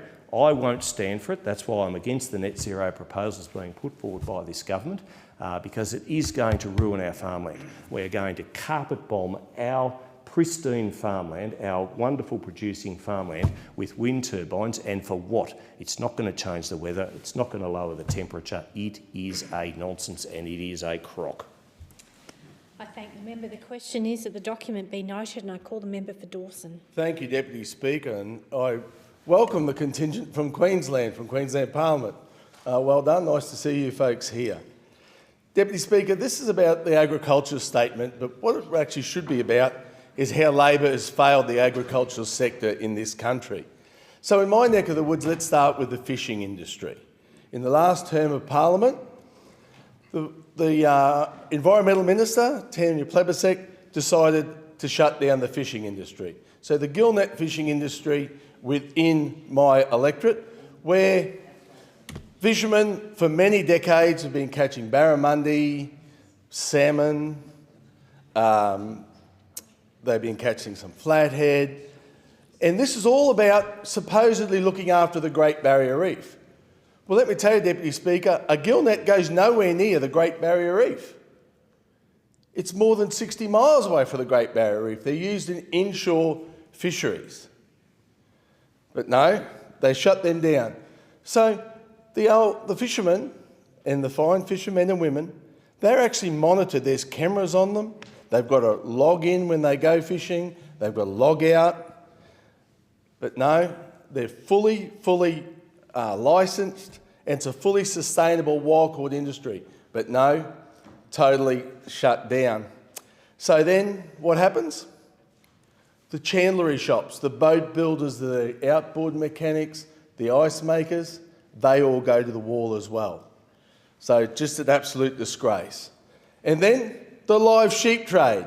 Well, let's have a look at that. They shut down the live sheep trade last year. And why did they do that? To keep their mates, the Greens, happy. Make sure that all those little preferences come sneaky through. Little belly tickle, make sure everything's going all right there. Yeah, the live sheep trade. Now, this wasn't done on science. The only science involved in this was political science. I've been over and had a look. I was part of the inquiry for the live sheep. There is less than 1% mortality. There's actually, when the actual sheep are on the boat, travelling across, they're actually better looked after than what they are in the paddock. There's a higher mortality rate in the paddock.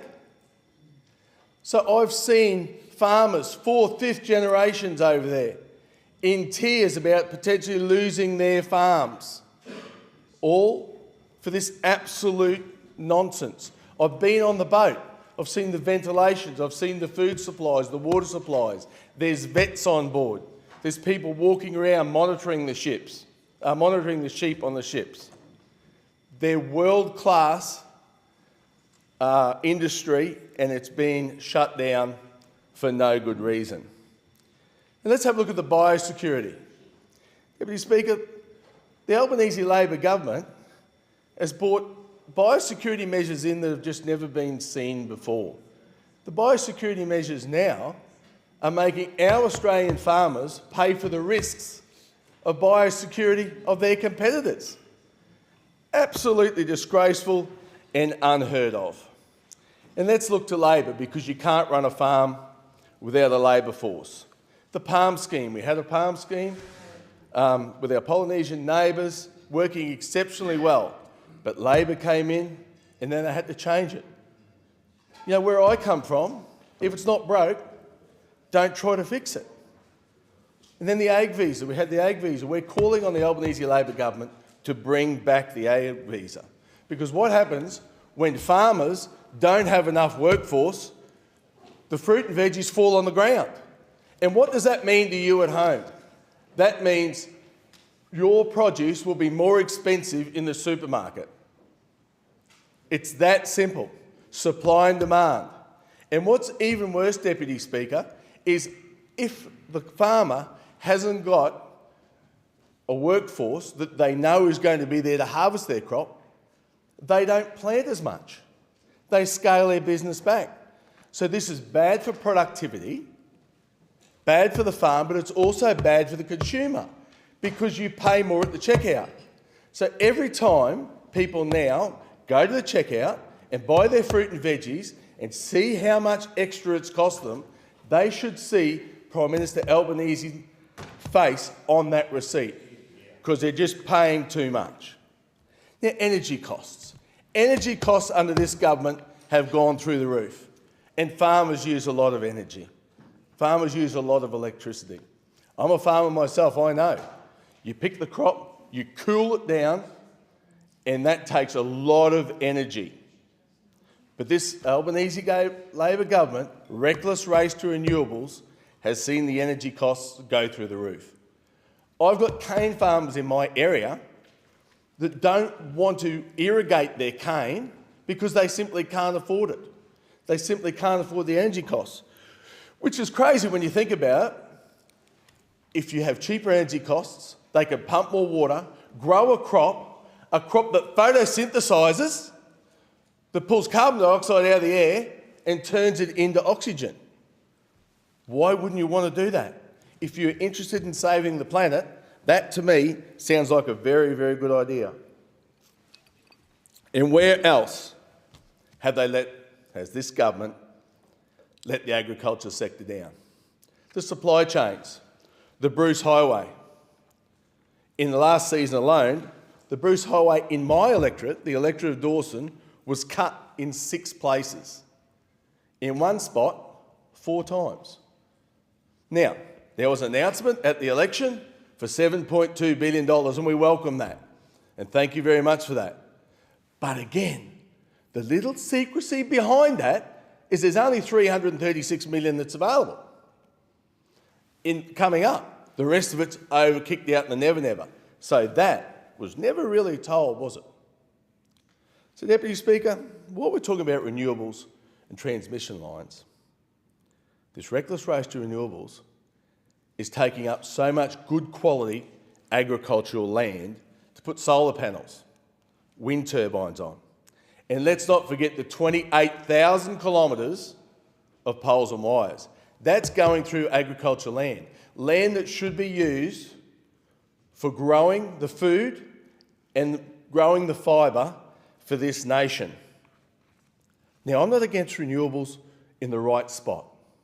I think we need an energy mix. We need to make sure that we can have the electron delivered to the farm, to the household, to the business as cheap as possible. So I'm agnostic to it. But what I'm against is when you put solar panels all over good quality agricultural land. They should be on rooftops. They should be on top of parking lots, in Coles and Woolworths, on top of those big buildings, not on good quality agricultural land. And certainly the transmission lines for 28,000 kilometres, absolutely ridiculous. It's putting mate against mate and family members against family members within their area. Not good enough.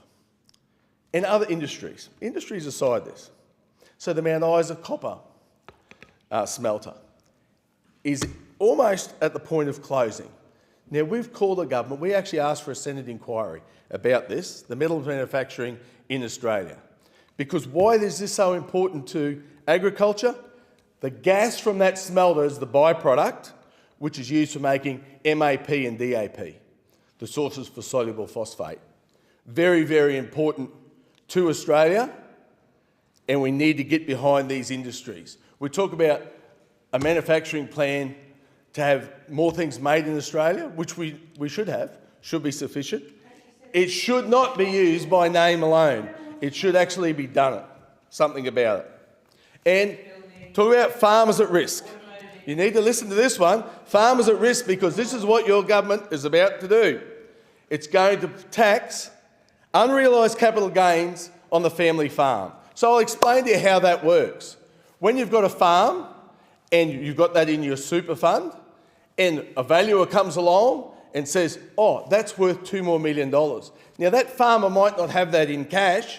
They haven't got that in cash. You might have a really bad season, but you have to pay the tax bill on that. So where do they get the money for that? This is you really need to take this on board. And I urge you to vote against this when you think about it, because the taxing of unrealised capital gains is an absolute nonsense. Summing up, I urge the Albanese Labor government to rethink what they've done to the fishing industry, rethink what they've done to the live sheep trade, rethink the biosecurity, because no one else in the world does that. That's an absolute disgrace to make our farmers pay for their overseas competitors. Absolutely ridiculous. Get the PALM scheme back on track, the ag visa back on track, look after our infrastructure and look after the farmers, because without farmers, you'll be all starving, naked and sober. I call the member for Dixon. Thank you, Deputy Speaker. I move that debate be adjourned and the resumption of debate be made an order of the day for a later hour or the next sitting. The question is that the debate be adjourned and the resumption of the debate be made an order of the day for a later hour or the next sitting. All those of that opinion say aye. Those against? No. I think the ayes have it. I call the clerk. Government business statements number 2, further statements on the 30th anniversary of the Srebrenica genocide. Are there any statements? And I call the member for Macon. Thank you, Deputy Speaker. It has been 30 years since the 11th of July 1995 Srebrenica massacre, when 8,372 men, women and children were mercilessly killed by Bosnian Serb forces under the leadership of Radovan Karadzic, the then president of the self-declared autonomous Bosnian Serb Republic. It was the worst massacre of civilians since World War II, yet outside of the communities affected, there is very little awareness of what is a very dark chapter in recent history.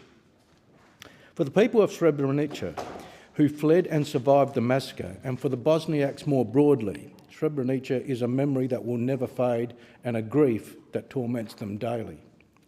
Each year on July the 11th, I attend the annual Srebrenica commemoration service at the Bosnian-Herzegovina Muslim Society of South Australia Community Centre at Royal Park. I hear the heart-wrenching stories from survivors. I see the tears in their eyes as they tell their stories. I see the grief in their faces for the family members and friends they have lost, and I feel the anger that such murderous brutality took place whilst the world looked away. According to a UNHCR research paper, between 1992 and 1995, around 100,000 people were killed in what is referred to as the Bosnian War. Of those killed, around 80,000 were Bosnian Muslims, more widely referred to as Bosniaks. By 1995, when the fighting ended, of a Bosnian population of around 4 million, 1.3 million had been internally displaced and 900,000 had become refugees. Subsequent war trials and investigations by the International Court of Justice and the International Criminal Tribunal for the former Yugoslavia have concluded that the killings and destruction of Bosnian culturally significant buildings and expulsion of some 20,000 Bosniak civilians from the area amount to genocide. It was very much an attempt to drive Bosnian Muslims out of Bosnia. Catholic Croatians were also driven out. The International Court of Justice, in its judgment of the 26th of February 2007 states, and I quote, "The court concludes that the acts committed at Srebrenica, falling within Article 2A and B of the Convention, were committed with the specific intent to destroy in part the group of the Muslims of Bosnia and Herzegovina as such, and accordingly that these were acts of genocide committed by members of the VRS in and around Srebrenica from about 13th of July 1995. The judgment goes on. The court considers that it has been established by fully conclusive evidence that members of the protected group were systematically victims of massive mistreatment, beatings, rape and torture, causing serious bodily and mental harm during the conflict and in particular in the detention camps." End of quote. The United Nations has since designated the 11th of July as the International Day of Reflection and Commemoration of the 1995 genocide in Srebrenica. To date, some 30 people have been indicted for participating in or complicity in genocide. There are still hundreds, if not thousands, of bodies that have not been recovered that possibly lie in mass graves. The search for them continues. Each year more bodies are recovered, identified, and their names added to the list of those killed. With the passing of time and the benefit of hindsight, there is no doubt that the Srebrenica genocide was a dark chapter in recent history. The world failed the people of Bosnia and Herzegovina when it could have and should have intervened. The killings, the brutality, the rapes and the humanitarian disaster could have been prevented. The lives lost forever, and for those who survived but who lived with the horrific memories of the atrocities or the daily absence of the loved ones that they lost, gave rise to a hope that Srebrenica would never happen again to no one and nowhere. Yet, credible claims of killings, oppression, persecution and brutal violence continues each and every day. In Gaza, in Syria, where the Druze community in Sweden is under attack, in Sri Lanka, in Iran, in Afghanistan, in Ukraine, in Myanmar, and so many parts of Africa. Indeed, only earlier today we heard from the member for McMahon, the Minister for Climate Change and Energy, about the horrific situation in Sudan. Deputy Speaker, it seems to me that humanity never learns. Human behaviour never changes. But what happened on the 11th of July 1995 at Srebrenica will not be erased from history and will continue to serve as a reminder to us all of the global failures at the time, and that we all have a responsibility to do what we can, and as a global community we must do better. I thank the member. There being no further speakers, I call the clerk. Government business statements, further statements on Women's Health Week. Are there any statements? And I call the member for Moreton. Thank you, Deputy Speaker. Deputy Speaker, it wasn't very long ago that women's health was completely taboo. It wasn't very long ago that when health issues were spoken about, they were spoken about quietly, in hushed tones, secretively and privately. And when it comes to women's health issues, women's voices weren't heard, because words like miscarriage, words like endometriosis, words like menopause weren't shared, and their experiences weren't shared. Women dealing with medical issues often felt like they faced stigma and were coping alone. Many of them still do to this day. Many women suffered from delayed diagnoses for their conditions because the issues were not spoken about, or they had their pain dismissed. Many struggled to receive the support, care and medical attention that they desperately needed. And Deputy Speaker, I'm pleased to say that this is starting to change under a Labor government. Labor has listened to Australian women and is delivering more choice, lower costs and better healthcare for women and girls right across their lifespan. And Deputy Speaker, it is not surprising that this movement comes at a time where this place that we're standing in right now, where the House of Representatives, where the Senate has the most women's representation that we have seen in generations, that we have seen ever. Because ensuring that women's voices are heard in parliaments and ensuring that women are represented so that our parliaments, our democracy is reflective of our communities is critical to ensuring that women's health is brought to the forefront and that it is given the funding and the attention that it truly deserves. I had the great pleasure this morning of standing at a press conference with the member for Lyons and many, many women across Australia coming together to talk about not just this week's women's health and the women's health package that Labor has put forward, but also to talk about the many thousands of women that this is impacting every single day in many different ways for all different ages. And that's what Labor reforms have done in this space. We've made the biggest investment in women's health ever, and it is changing lives. Deputy Speaker, women's health is now part of the national conversation, and it is timely to reflect on that this week during Women's Health Week. Women now feel empowered to discuss their health concerns, to talk about them and to advocate for change. And importantly, the Albanese Labor government has boosted this with more funding and more services for women's health.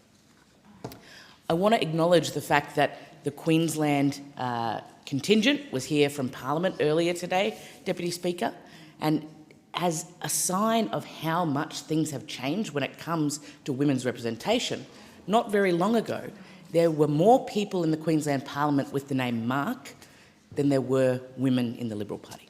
And that is a pretty stark example of how ensuring that in this place that women's representation is front and centre, that women's voices are more likely to be heard and indeed are heard. In February this year, Labor announced a historic $500 million investment in women's health. A crucial part of this was adding medicines to the PBS. And this includes the first PBS listing for new oral contraceptive pills in more than 30 years. Women who rely on Yaz, Yasmin and Slinda, and there are 150,000 of them across the country. They're now saving hundreds of dollars a year. Additionally, 2 national trials for contraceptives and uncomplicated UTIs will benefit 250,000 concession card holders. And under that trial, users will be able to consult a trained pharmacist at no cost, and medications are required, pay only the usual medicine cost. An additional 150,000 women are benefiting from the addition of new menopausal hormone therapies onto the PBS as well, for the first time in a long time. And there are further supports for women going through menopause, with over 20,000 women undergoing a menopause health assessment covered by Medicare since they became available on the 1st of July.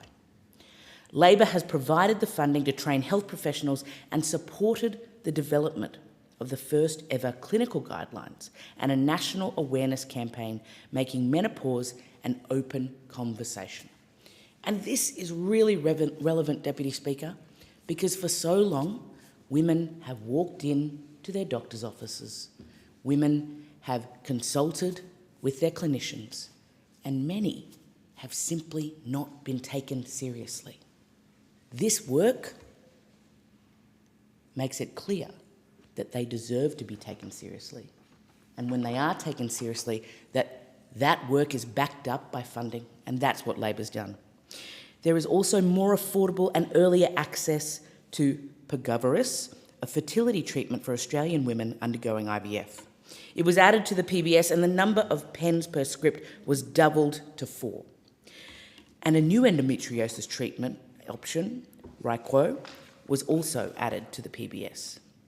What this means, Deputy Speaker, is significant financial relief for women.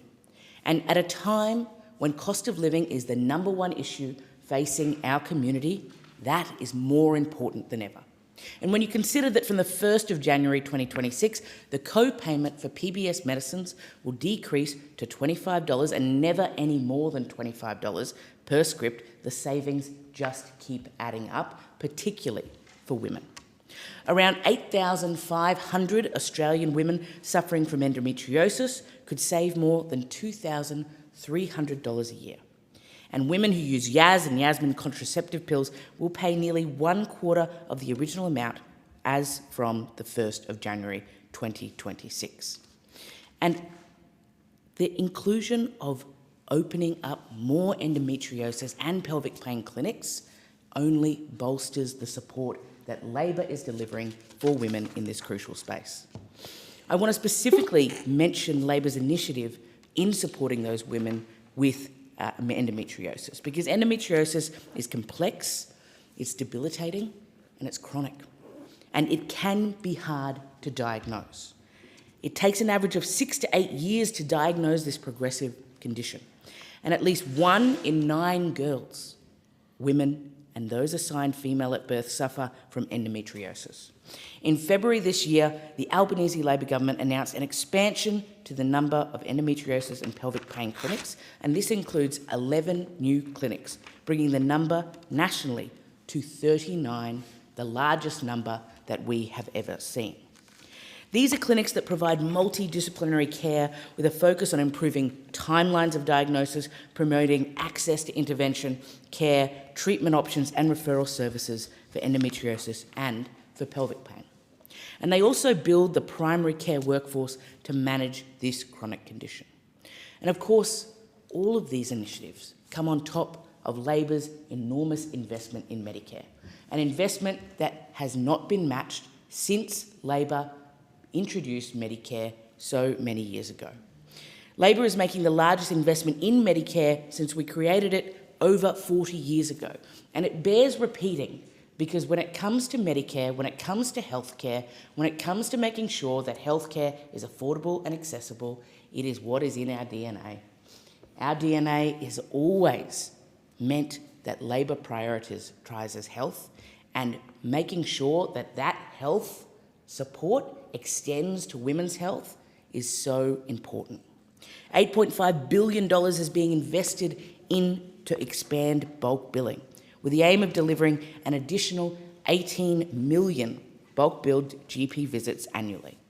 By 2030, we expect 9 out of 10 GP visits to be bulk billed, tripling the number of fully bulk billed GP practices to nearly 5,000 nationally.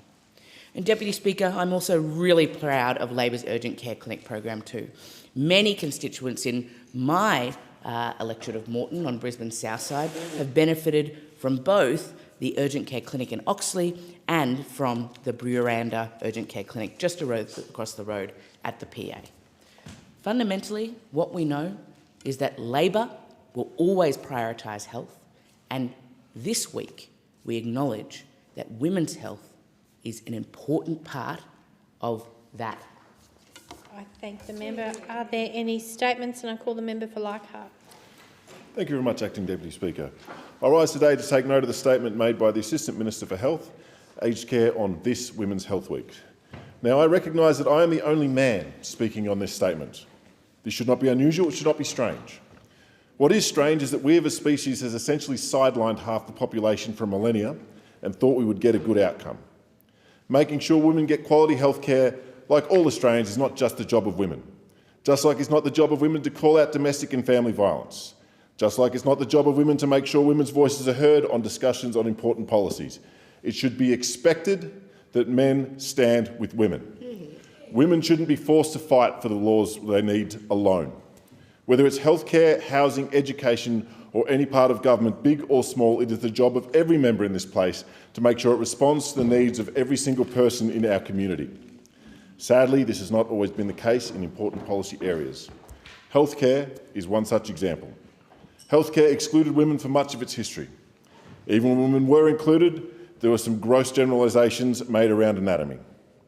This is not to mention that women were given horrific health advice, including delayed childbearing causes illnesses like breast cancer and endometriosis, and that pregnancy will cure them. Or we have the situation where women were pegged as suffering from hysteria due to symptoms ranging from things like anxiety and fainting, shortness of breath, loss of appetite. Perhaps showing that women used to only be seen as obedient wives and mothers, hysteria could also be diagnosed on the basis of impulsive sexual desire or a loss of appetite for sex. True. Diagnosed by men for the purposes of men. In extreme cases of hysteria, the woman may have been forced to enter an insane asylum or undergo surgical hysterectomy. While this might seem a thing of the distant past, this is not the case. These colossal stuff-ups in our medical history still have real-world impacts today. Diseases present differently in women and are often missed or misdiagnosed, and those affecting mainly women remain largely a mystery, understudied, undertreated, and frequently misdiagnosed or undiagnosed. Women still too often experience delayed diagnoses for conditions such as endo, heart disease, have their pain dismissed and struggle to get support for issues such as unplanned pregnancies, menopause, or miscarriage. These bad outcomes are multiplied exponentially when you look at women who are of Aboriginal and Torres Strait Islander descent, or women living in rural and remote areas with limited access to healthcare. Clearly, things need to change. There are so many tireless advocates championing for better healthcare for women, whether they're dedicated GPs, nurses, midwives, or other healthcare heroes. There are so many members of this chamber who I know are committed to delivering better healthcare for women. It is in part due to their advocacy that Labor has been able to deliver so much positive reform in the healthcare space, specifically targeted at women. I will add it also helps that we're the first government made up of a majority of incredibly powerful, competent and dedicated women. We look like modern Australia. Our reforms in this space are targeted at delivering more choice, lower costs and better healthcare for women and girls. The Albanese Labor government has listened to Australian women and announced $500 million of new investments for women across their lifespan. Hundreds of thousands of Australian women are now accessing cheaper medicines and better healthcare due to our government's commitments. Those measures include things like more support for women going through menopause, with a new Medicare rebate for menopause health assessments, funding to train health professionals, a first ever clinical guidelines and a national awareness campaign. This also includes the first PBS listing for our new menopausal hormone therapies in over 20 years, with around 150,000 women saving hundreds of dollars a year on the listings of Proterium, Estrogel and Estrogel Pro. We've also delivered the first PBS listing for new oral contraceptive pills in more than 30 years, with the listing of Yaz, Yasmin and Slinda. More endometriosis and pelvic pain clinics treating more conditions, opening 11 new clinics, ensuring all 33 clinics are staffed to provide specialist support for menopause. New endo treatment options through the PBS listing and Reaquo. Australian women undergoing IVF will receive earlier and more affordable access to fertility treatment, adding Pergoveris pens to the PBS and increasing the maximum number of pens to 4 instead of 2 per script. Importantly, we're delivering more choice, lower costs and better access to long-term contraceptives, with larger Medicare payments and more bulk billings for IUDs and birth control implants, saving around 300,000 women a year up to $400 in out-of-pocket costs. We can't talk about these important reforms to women's health without also talking about Labor's other important changes to the healthcare system in Australia. Women go to GPs. Shocking, I know. They get medicines off the PBS and they go to hospital. So every step we can take to improve Medicare benefits all Australians. For the benefits of those present, let's just run through the greatest hits of delivering better healthcare for Australians. We've got an $8.5 billion to invest and deliver 18 million more bulk billed GP visits each year, hundreds of nursing scholarships and thousands more doctors in the largest GP training program ever. For those playing along at home, it will mean this investment will mean 9 out of 10 GP visits will be bulk billed by 2030. Other hits include 90 Medicare urgent care clinics across the country, serving more than 1.8 million Australians receiving treatment. Fun fact, in Queensland there have been more than 367,000 presentations to a UCC, with one of the busiest being the Cairns South Urgent Care Clinic in my region, and we're getting another one for the northern suburbs as well. We've also delivered 60-day prescriptions, saving time and money for Australians with ongoing health condition phased in from September 2023. We froze the cost of PBS medicines with co-payments not rising with inflation at all for the first time in 25 years at the start of this year. And just this week, we've been able to pass laws to go one better and cut the general patient co-payment from $31.60 to $25 from the 1st of January next year. These are bigger hits than Guns N' Roses. My staff advised me to make a funny K-pop Demon Hunters reference instead of Guns N' Roses, but I didn't understand it. They tried to show it to me. I went with Guns N' Roses. I don't care. I'm Generation X. But the thing, yeah. But the thing to remember here is the real winner from all of our reform is the Australian people. We're getting cheaper medicines. They're getting more bulk billed visits to see the GP. They're getting to access Medicare urgent care clinics across the country. And in the case of women, they're getting more access to better health care than they ever have. Instead of just talking the talk, we're delivering real outcomes. The Albanese Labor government is strengthening Medicare with more doctors, more urgent care clinics and even cheaper medicines. We have made the largest investment in Medicare since its inception over 40 years ago. That's real help, more money in the pockets of everyday Australians. This year's theme for Women's Health Week is Say Yes to You.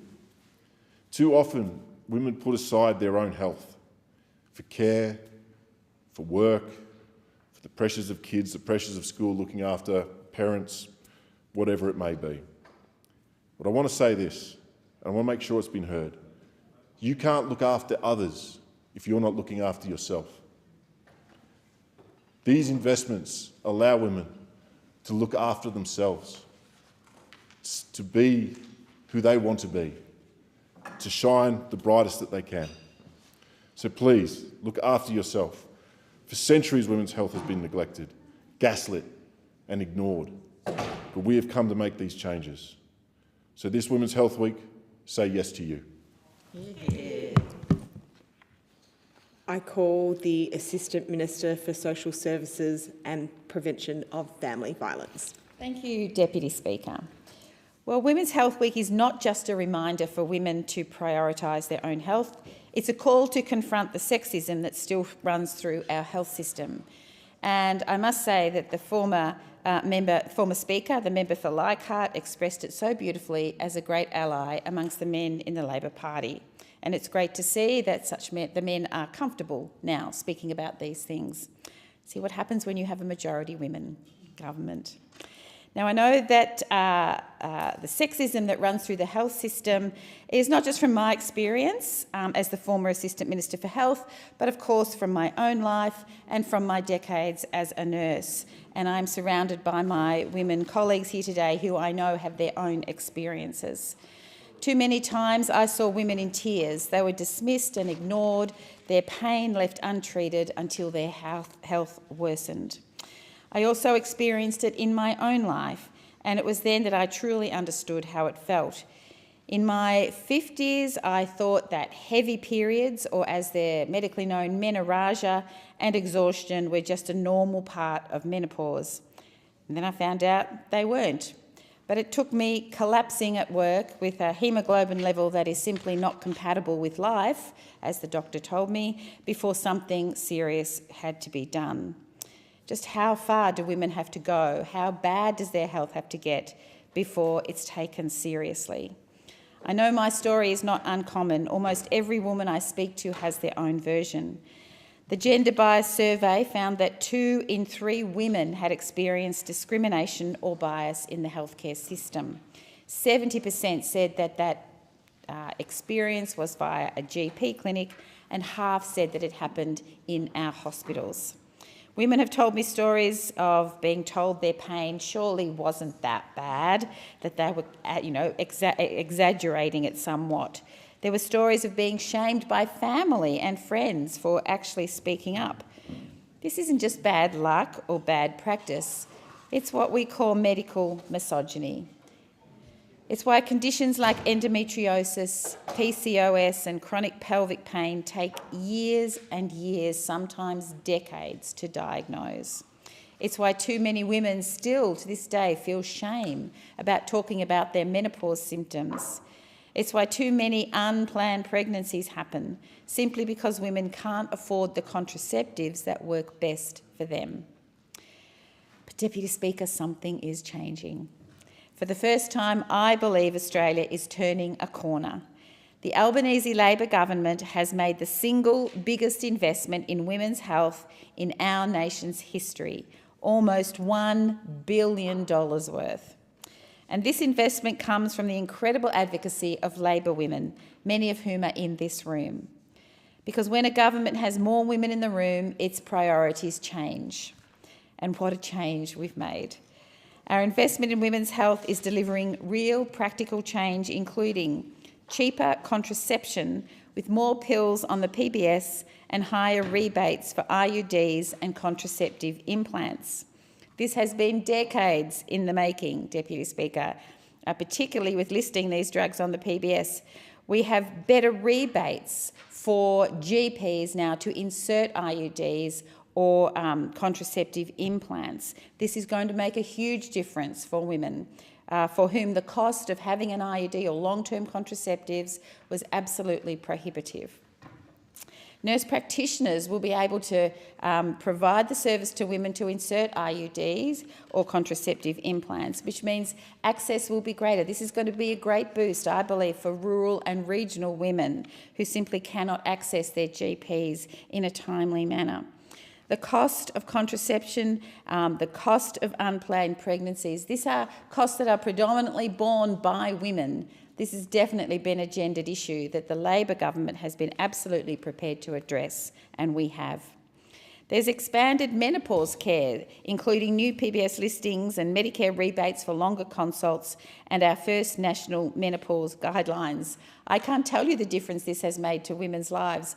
Women have been going to the chemist, taking a photo of their receipt and sending it to me, saying they cannot believe that their menopause treatment is now accessible and so much cheaper.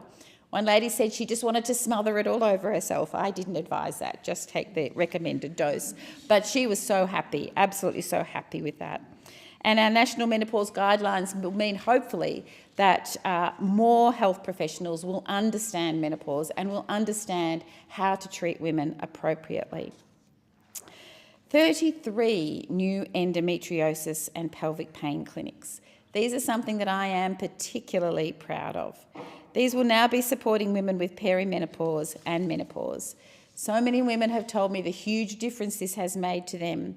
They walk in to get health care, they are heard, they are believed, their pain is validated, and they get expert treatment. And I want to give a big shout out to all the health professionals working in those endometriosis clinics who are trying new and innovative and very holistic ways to treat women with that disease. And medicines will be capped soon at no more than $25, giving women across the country real cost of living relief. Now, we have had some data released today that shows more than 715,000 cheaper prescriptions have been accessed, including contraceptives, menopause therapies and endometriosis treatments. And since July, my goodness, the Medicare-funded menopause health assessments have seen 20,000 women access those services. 20,000 women who now are getting better care for menopause. And from 1st of November, even more changes will take effect with women accessing those IUDs and contraceptive implants at a much cheaper rate. Cost of medications will reduce even more because we passed a bill to freeze the cost of medicines at $25. Now, this builds on our broader agenda of making healthcare affordable for all Australians right across the country. Now, as I said before, these are life-changing reforms, and this is why leadership matters. It's why having strong advocates in this space matters, and there's no stronger advocate than the Assistant Minister for Health and Aged Care, Rebecca White. The Assistant Minister is not just a leader, she is a change maker. With years of experience and a deep understanding of the barriers that women face, Assistant Minister White will combine compassion with determination. She will fight to ensure women's health is never pushed aside again. And I know she will make the system fairer, and she will ensure that every single woman, no matter where she lives or who she is, can get the care she deserves. As for me, Deputy Speaker, I'll be working closely with Assistant Minister White on the intersections between health and family and domestic and sexual violence, because we know violence and trauma can be incredibly detrimental to a woman's physical and mental health. And often health services are a victim survivor's first point of contact when disclosing violence. Now, this government has already invested record amounts of funds into family and domestic and sexual violence, and it's over $4 billion. But we aren't stopping here. No, myself, along with the Minister for Social Services, Tanya Plibersek, and the Minister for Women, Katie Gallagher, and of course with the Assistant Minister, Rebecca White, we are determined to end the scourge of family, domestic and sexual violence in this country. We want all women to be healthy. We want women to feel safe. We want women to live the very best lives that they can.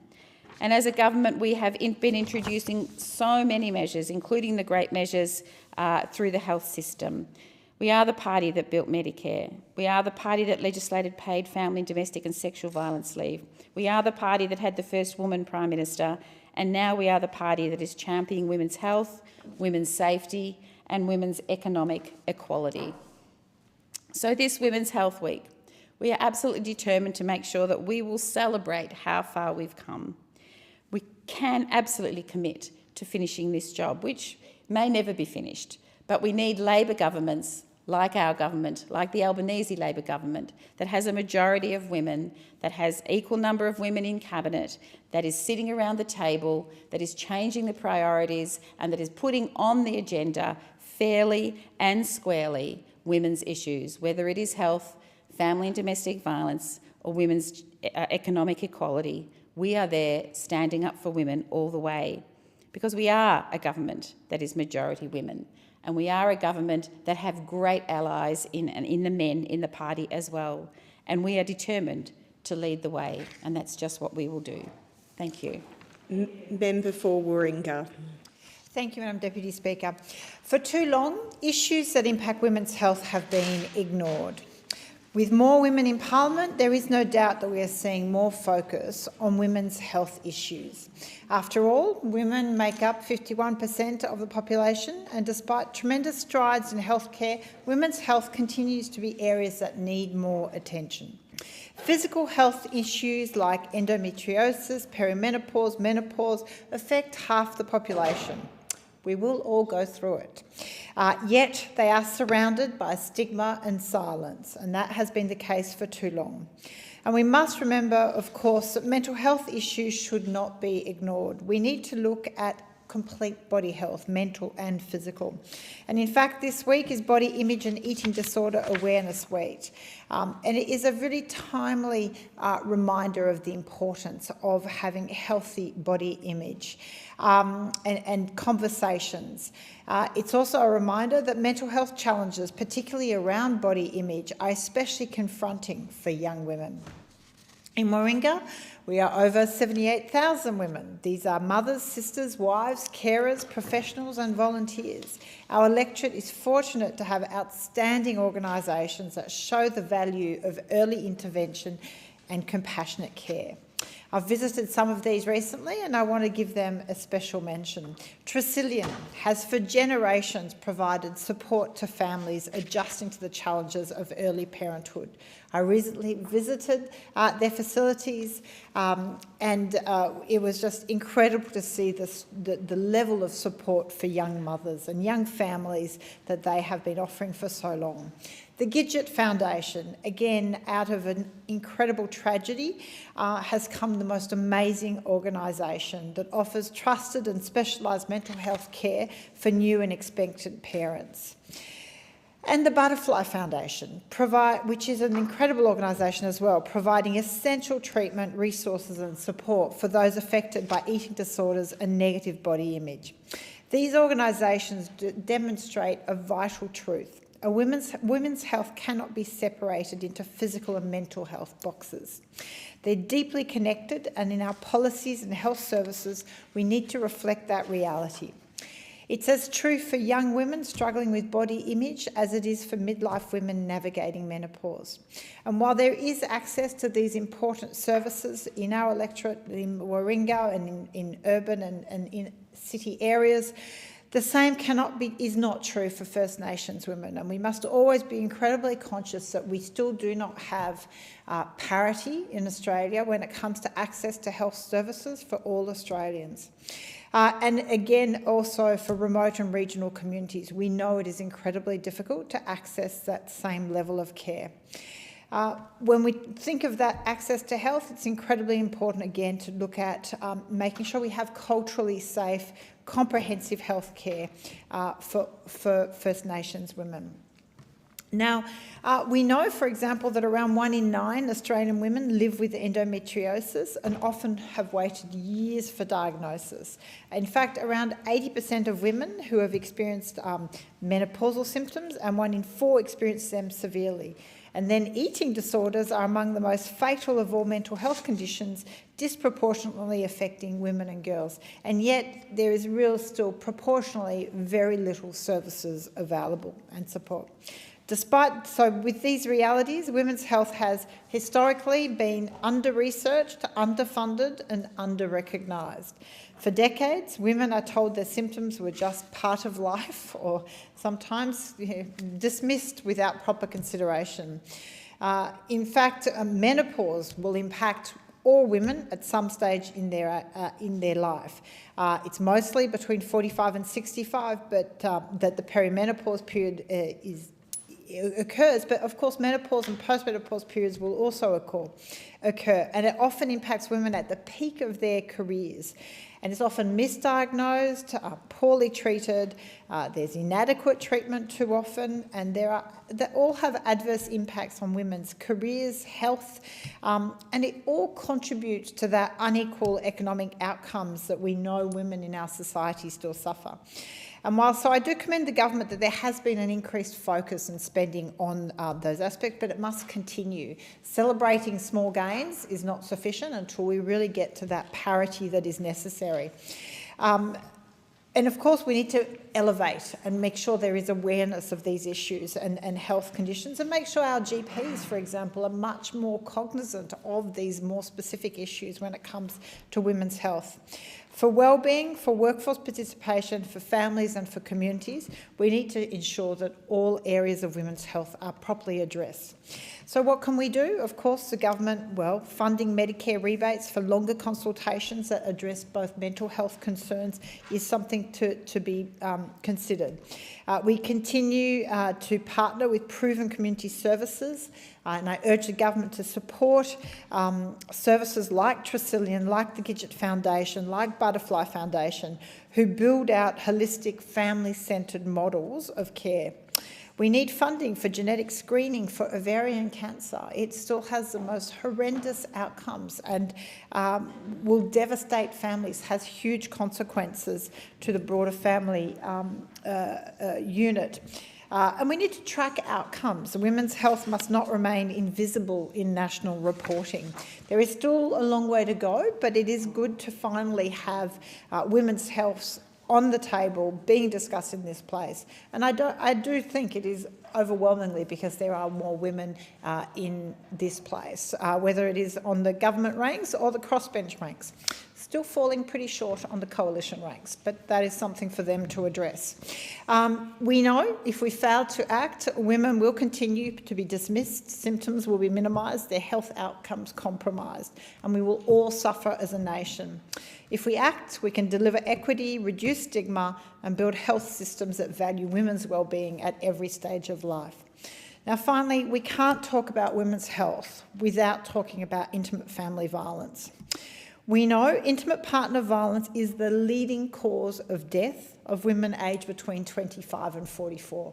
Now, that's a pretty sobering fact when you think of all the other aspects of women's health, that it's actually at the hands of intimate partners that their health is most at risk.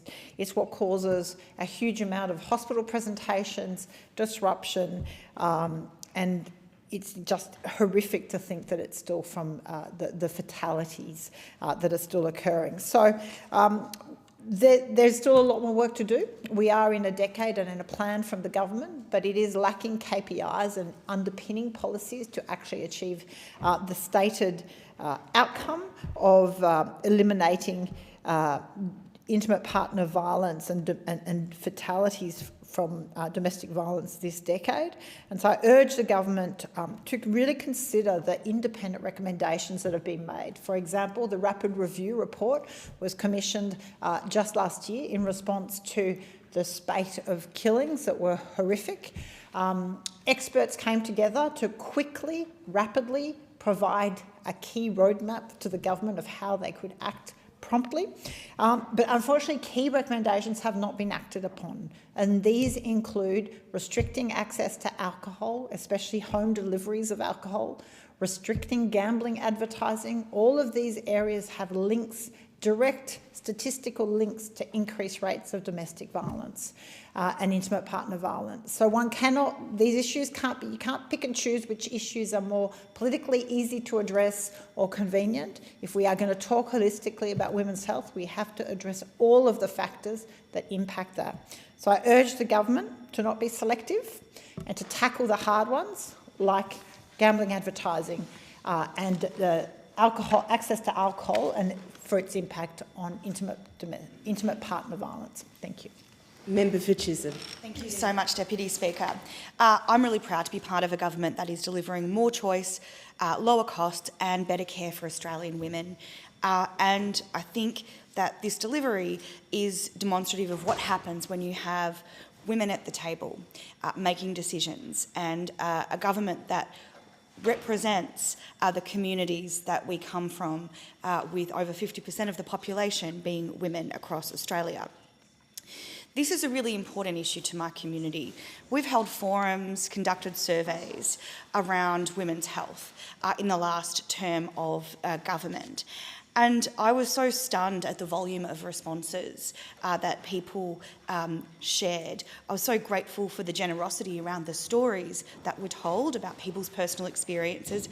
And it made me even more determined, alongside all of my colleagues in the government, to advocate for better treatment for women. I've met with a number of researchers in women's health too over the years, and I really am so encouraged and inspired by the work that they do every day and the work that they do with their colleagues every day to encourage people to better listen to women and to help our communities be healthier and stronger. The reality is that it has been for too long that women and their health issues weren't listened to, taken seriously. I remember studying 19th century history, and feeling so shocked at the brutal way the scientific and medical communities treated women at that stage. Unfortunately, there have been so many examples of women not being listened to and being treated poorly in our own times. So I'm glad that after hundreds of years, which would have extended well before the Victorian era, women are now being listened to, taken seriously by the scientific and medical community and, of course, governments. Like so many people in this place, so many women in this place and in our communities, I've got my own experiences about this. A number of years ago, I presented multiple times to emergency department in the southeastern suburbs of Melbourne. I was given many blood tests. It was really clear that something was wrong. But all that could be suggested after being turned away many times, but medical professionals realising something needed to be done, is that my appendix was removed. My appendix was perfectly healthy. I did not have appendicitis, but they eventually found out what it was, which was great. It was an incredibly common condition that affects around 2 in 3 women between the ages of 30 and 50. So I hope that through our investment and through the advocacy of so many in our communities and in the research community, more is done to educate doctors on women's health particularly, and the importance of listening to women. It shouldn't be the case that people are subjected to unnecessary surgery in this day and age, which has its own risks because there is perhaps a gap in knowledge in relation to women's health. But I'm really pleased to be talking on a much happier outcome for women's health today, which is that hundreds of thousands of women are now being able to access cheaper medicines and better healthcare due to our landmark women's health package. And I thank everyone, Assistant Minister Carney in the previous Parliament, Assistant Minister White in this Parliament, and Minister Mark Butler for their work in delivering this package. Since announcing our women's health package earlier this year, more than 365,000 women have accessed more than 715,000 cheaper scripts for new oral contraceptives, menopausal hormone therapies and endometriosis treatments listed on the PBS. Before the listings of Yaz, Yasmin and Slinder on the PBS, women were paying around $380 per year for their contraception. Now they're paying less than half, $126.40 or just $30.80 a year with a concession card. Before the listings of estrogel and prometrium on the PBS, women might have paid up to $670 a year. They are now only paying $31.60 per script or $7.70 if they are a concession card holder. Over 20,000 women have undergone a menopause health assessment covered by Medicare since they became available on the 1st of July. So we can see here that women's health is actually quite expensive, and so we're making it easier and cheaper for women to get access to the healthcare that they need. And we're going to continue to strengthen Medicare for women. From the 1st of July this year, further MBS changes will take effect, giving women access to affordable IUDs and birth control implants. From the forums and the surveys that I conducted in my electorate, there were so many heartbreaking stories of women not getting the help that they needed, not being listened to, and years of going back and forth to doctors without establishing a diagnosis. For some conditions, the average period of medical consultation before a diagnosis has been in a decade. That's a very long time to be struggling and suffering with a health condition. It is really hard.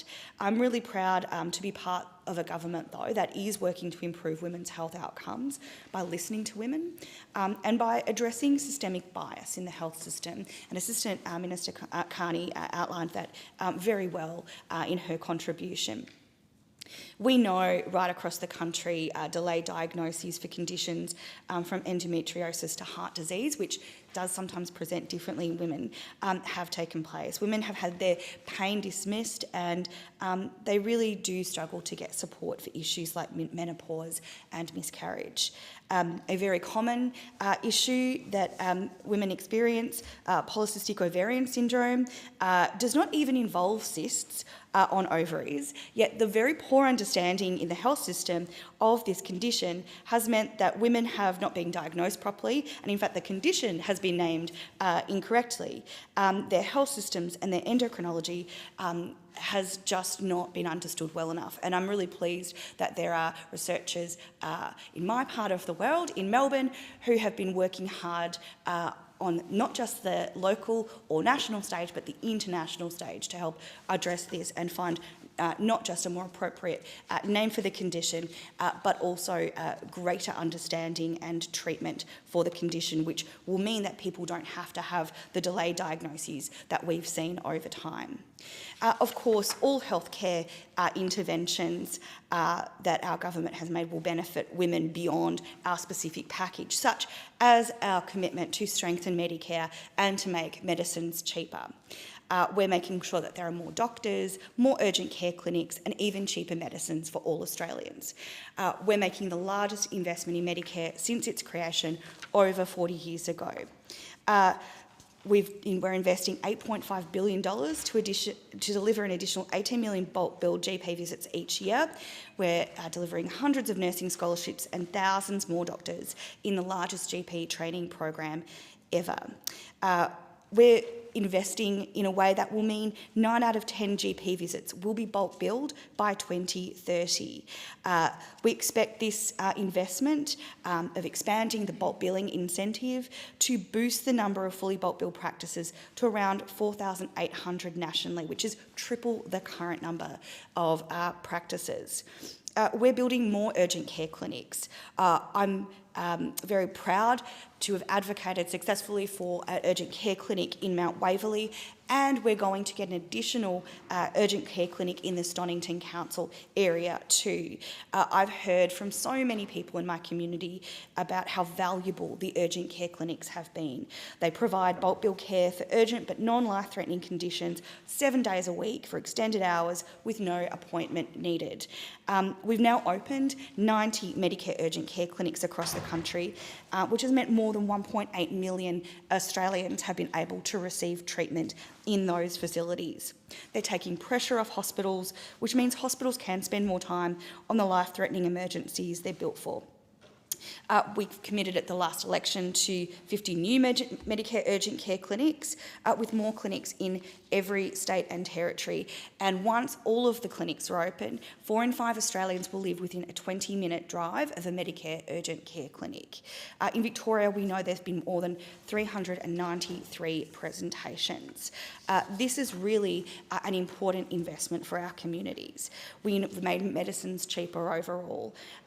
We've making sure that as well we're going to have PBS medicines be no more than $25, which is what they were more than 20 years ago.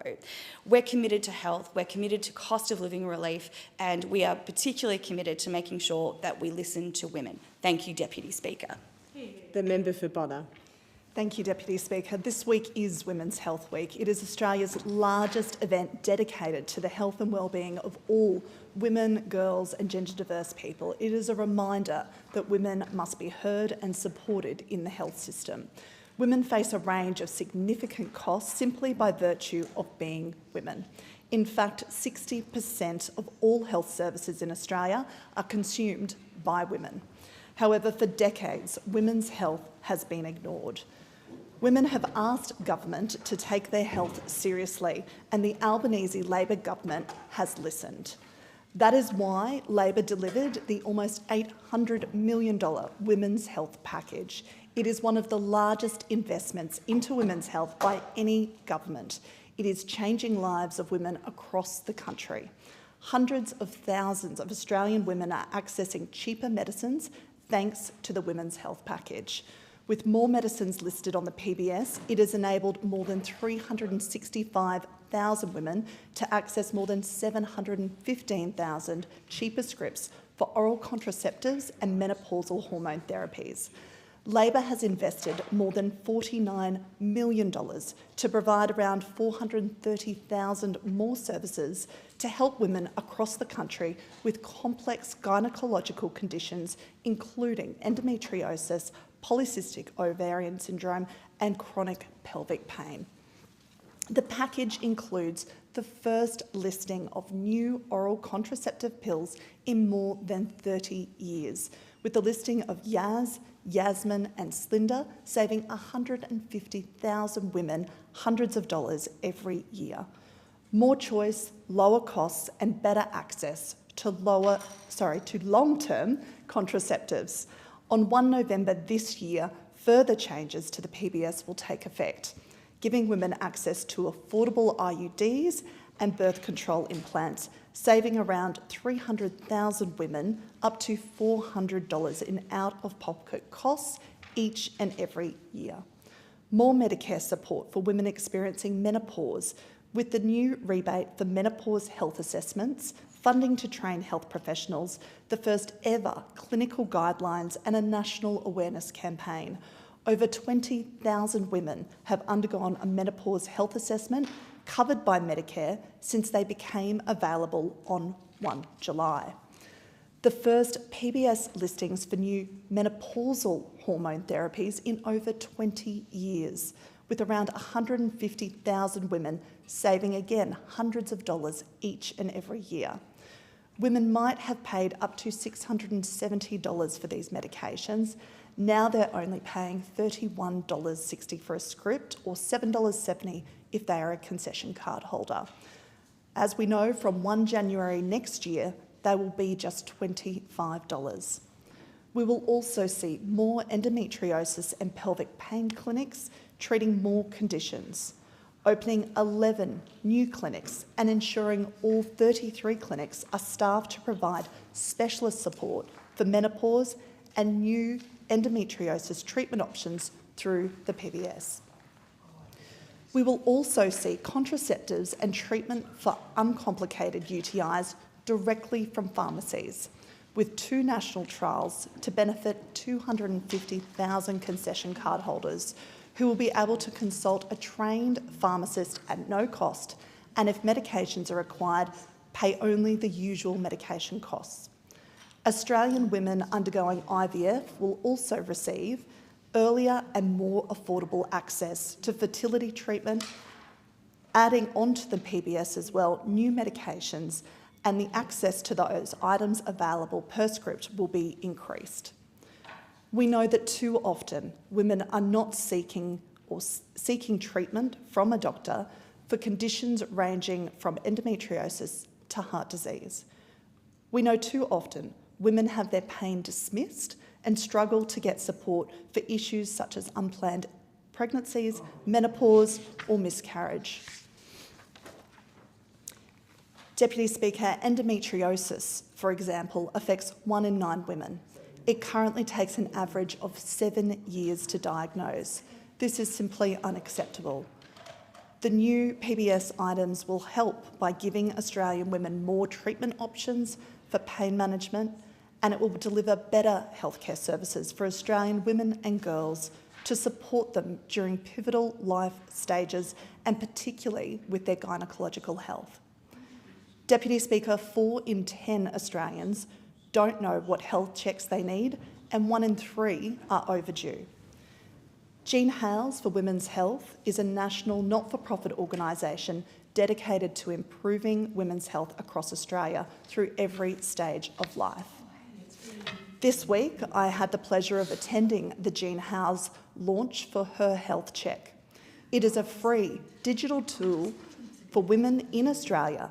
It outlines which health checks and screenings women might need, and the tool is based on current medical guidelines and reviewed by clinical experts. I encourage people in my community back home in Bonner to check out Her Health Check online. It's a valuable resource and only takes a few minutes to use. Labor's investments into health seek to make healthcare more accessible and equitable for all women right across their lives. It means women and girls get appropriate assessment sooner, ensuring they aren't waiting for critical diagnoses and treatments. Sex and gender bias in the health system is real. Women shouldn't be going back and forth between doctors to be taken seriously. Labor is righting that wrong. Deputy Speaker, this year, Women's Health Week theme is Say Yes to You. For Labor, this has been more than just awareness, it's been action. And for me, it's also personal.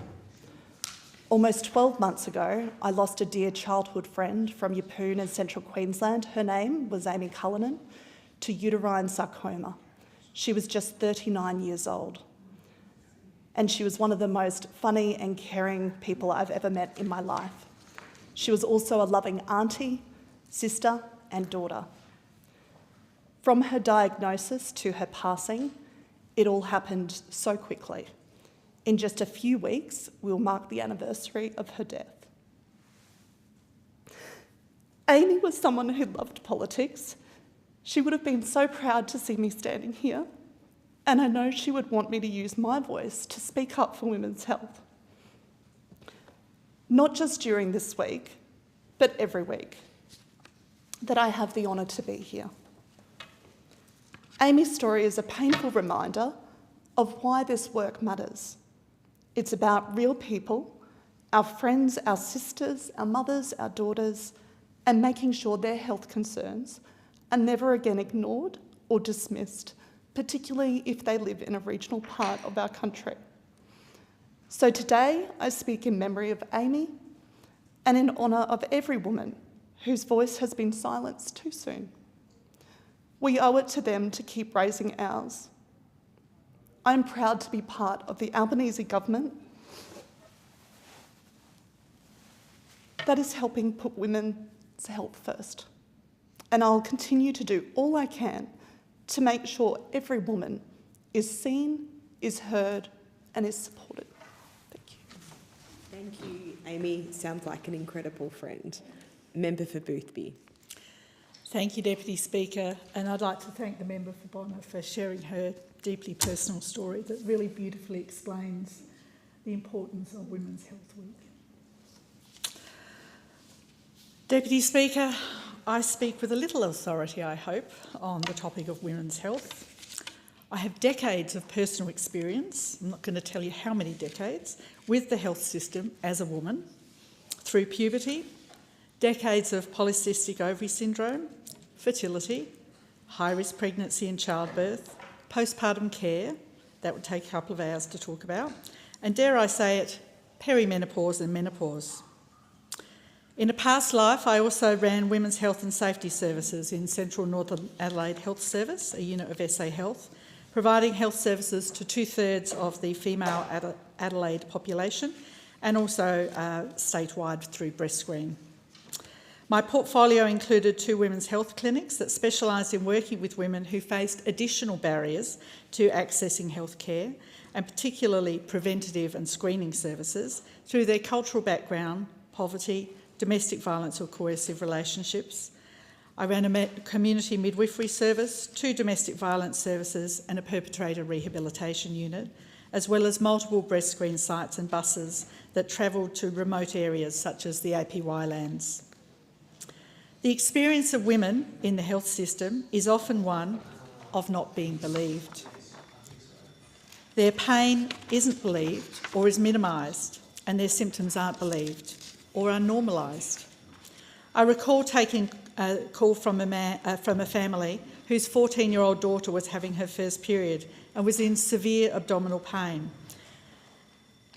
We sent a doctor out who told her that her pain was normal and that she'd get used to it over time.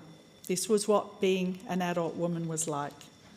She was crying, guarding her stomach, very distressed that this was the future that she was looking at for her adult life. When she was still getting worse a few hours later, her parents arranged for her to see another doctor who diagnosed her with appendicitis and sent her to hospital for an emergency appendectomy.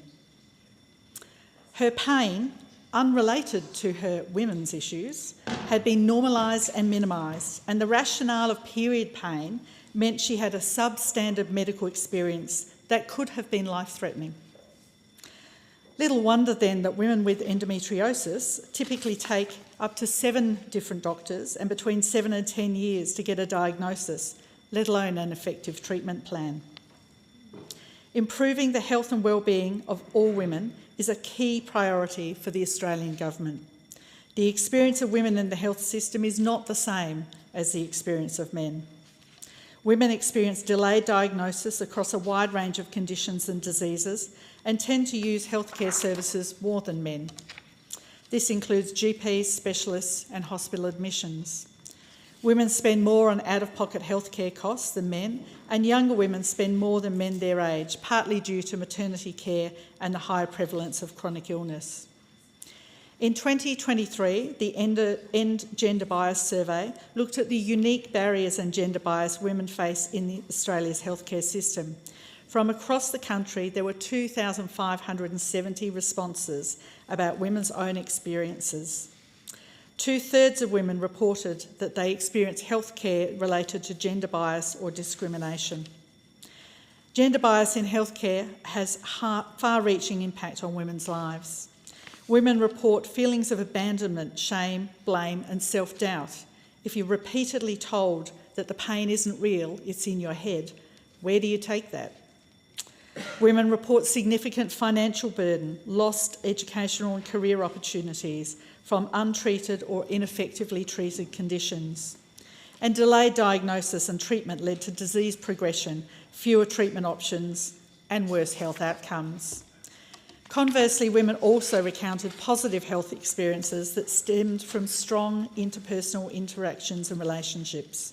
When you find a good doctor or a good midwife that you gel with, that's gold. We also know that medications and treatments are standardised on men.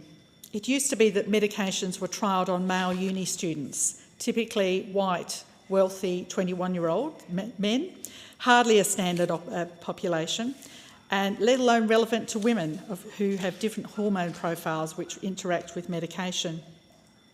We know the classic heart attack symptoms that get taught, that we all know: crushing chest pain, shortness of breath, pain perhaps radiating to the shoulder or jaw, are the symptoms of men. And this has significant impact on the treatment and care you might get if, for instance, you're a woman with typical woman's heart attack symptoms, which are often much more subtle and different. A Sydney University study found that women are half as likely to receive appropriate diagnostic tests and treatment for heart attack. Little wonder then that women have much poorer survival rates than men.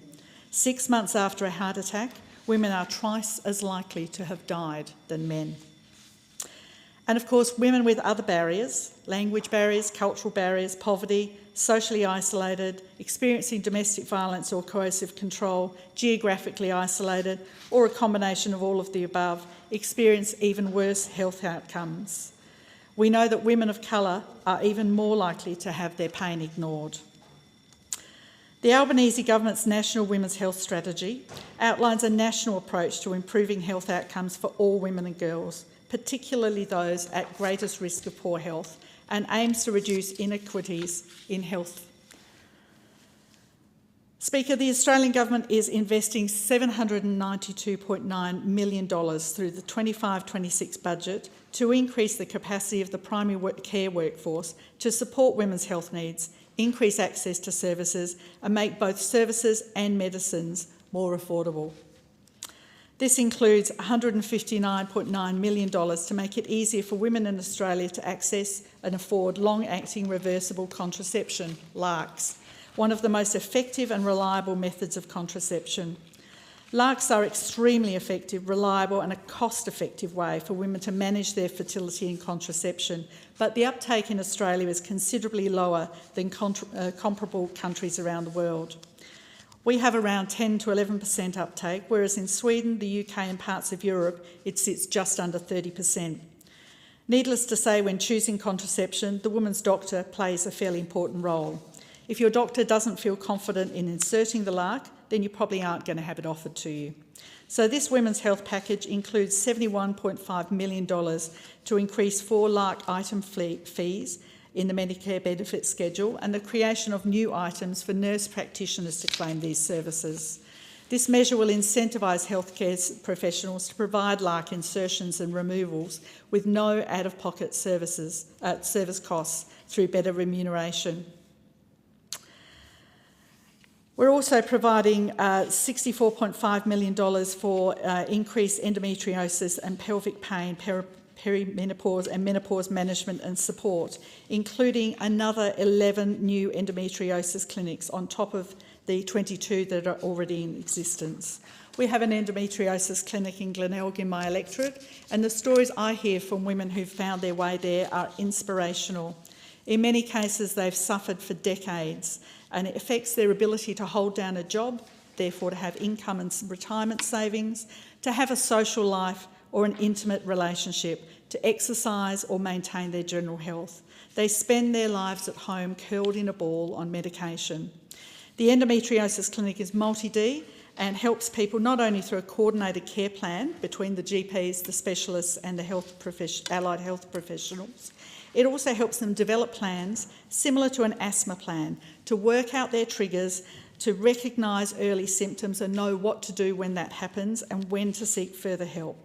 For many of these women, the most important part is finally being believed and then putting all of the other symptoms together and understanding they're all the same condition. Speaker, we're investing $26.3 million to implement a temporary new health assessment MBS item for women experiencing menopause or perimenopause, and this will be introduced for an initial 2-year period.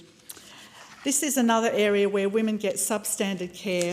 They're expected to just continue on, and yet there are often long-term life-impacting health impacts for not managing your menopause symptoms. So to be able to have a doctor to spend that time to have a look at what is actually happening in your life and to provide you with the treatment that you need so that you can manage the symptoms and manage any long-term health effects that come out of that is so important and will be life-changing for so many women.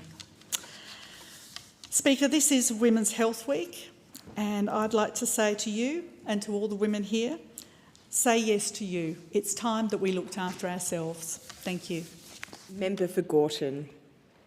Deputy Speaker, I couldn't be prouder to be standing here today, one of the 56% women in our Labor government addressing Women's Health Week.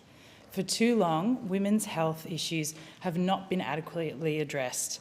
But on this side of the chamber, we know that women matter, and we're investing in landmark commitments into women's health. Before the Albanese Labor government came into government, there had not been a new contraceptive pill listed on the PBS in 30 years. There had not been a new endometriosis medicine listed on the PBS for 30 years. And there had not been a new menopause hormone treatment listed on the PBS for 20 years. Without women in this place to advocate for our own needs, women's health has fallen by the wayside. This government is taking a new approach to women's health, putting our health at the top of the agenda and ensuring that discussions about women's health are welcomed. This government is working hard to reverse decades of neglect to women's health.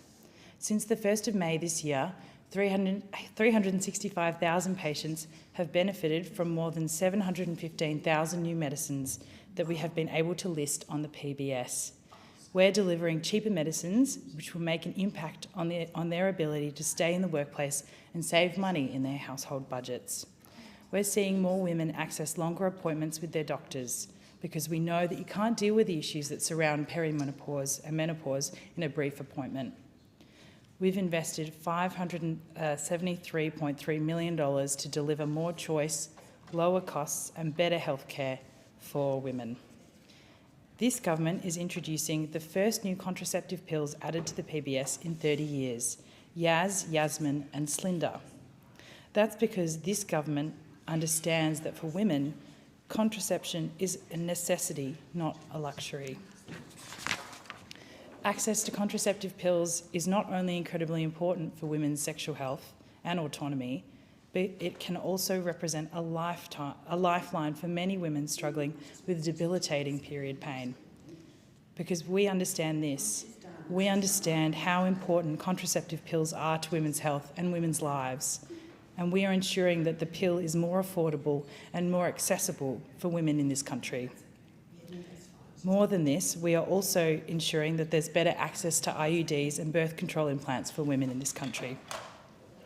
We recognise that not every contraceptive method is ideal for every woman. We know and we want to ensure that women can access the long-acting contraceptive methods they need. Further than this, this government is also introducing the first new menopause treatments on the PBS in 20 years, Estrogel, Estrogel Pro and Prometrium. We've heard many women in this place today speak about how little women going through menopause are heard and considered in our society, and how important it is that there is real discussion and action to address women's needs during menopause. We're leading by example here, inviting discussion about menopause in this place and taking real action to ensure that necessary treatments for women going through menopause are affordable and accessible. This morning, I had the honour of meeting the incredible Robin Smith. She recently joined tens of thousands of runners for the City to Surf run a few weeks ago. Not only did she complete the 15-kilometre course, she ran bare-chested to raise awareness, proudly showing off the scars from her double mastectomy. Robin decided to have the procedure when she found out that she had inherited the BRCA2 gene mutation, which significantly increases the lifetime risk of developing breast and ovarian cancers. After removing her ovaries and fallopian tubes to manage her high inherited cancer risks, Robin went into immediate menopause. She is one of the people that is directly benefiting from the government's decision to list some of these menopausal hormone therapies on the PBS. She has access to both Prometrium and Estrogel, two medicines listed on the pharmaceutical benefit scheme. These important medications help people to manage menopausal symptoms, and they also really benefit people and women's long-term bone health and to manage CBD risk. She's now not having to pay $500 or $600 to access these treatments. She's only having to pay $30 every couple of months, which is much more accessible for people like Robin to help manage their menopause. This is a really proactive step to make women's health more accessible for all Australians. I've talked to a number of young women in my electorate that live with the pain and suffering of conditions like endometriosis every single day. And all of this comes alongside of the opening of 22 endometriosis and pelvic pain clinics, with 11 to be opening soon. Women with endometriosis and pelvic pain have suffered in silence for too long, without safe places to seek support and treatment. Clinics like these improve access for women to diagnostic, treatment and referral services for endometriosis and pelvic pain. They also build the primary care workforce to manage these conditions and improve access to new information and care pathways.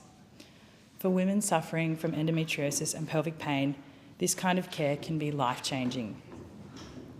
This government understands how important access to this kind of care is to women, and that's why we've invested to open new endometriosis and pelvic pain clinics for women. Mental health is another significant side of women's health. We often put it to one side as we focus on the others around us. That's why we're also opening a number of mental health urgent care clinics where you can walk in and then immediately receive the mental care you need. This will make such a difference to the lives of women across our country.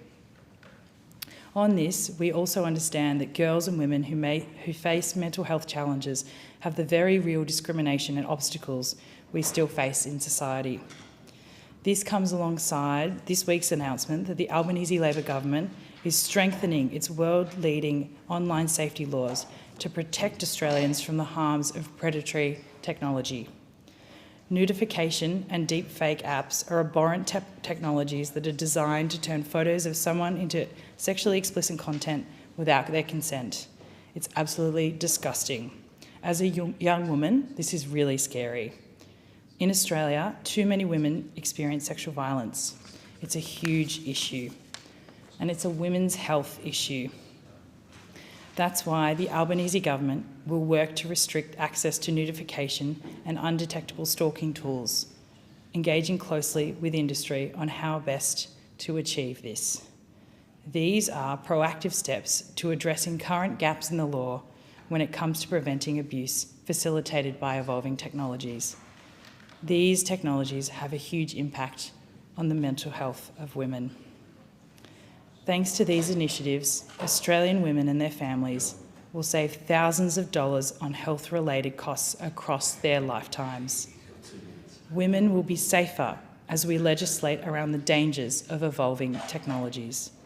And women will have access to more and better care closer to home. And this is what happens when we elect women. Women's issues become the forefront of the government's agenda. And I couldn't be prouder to be part of a Labor government made up of 56% women. Because when we elect women, we legislate on women's issues. Thank you. I call the member for Boothby. I move that the Federation Chamber do now adjourn. Do I have a seconder? The question is that the motion be agreed to. All of those that of the opinion say aye. Of the contrary, no. I think the ayes have it. The Federation Chamber stands adjourned until 9:30 a.m. on Thursday the 4th of September.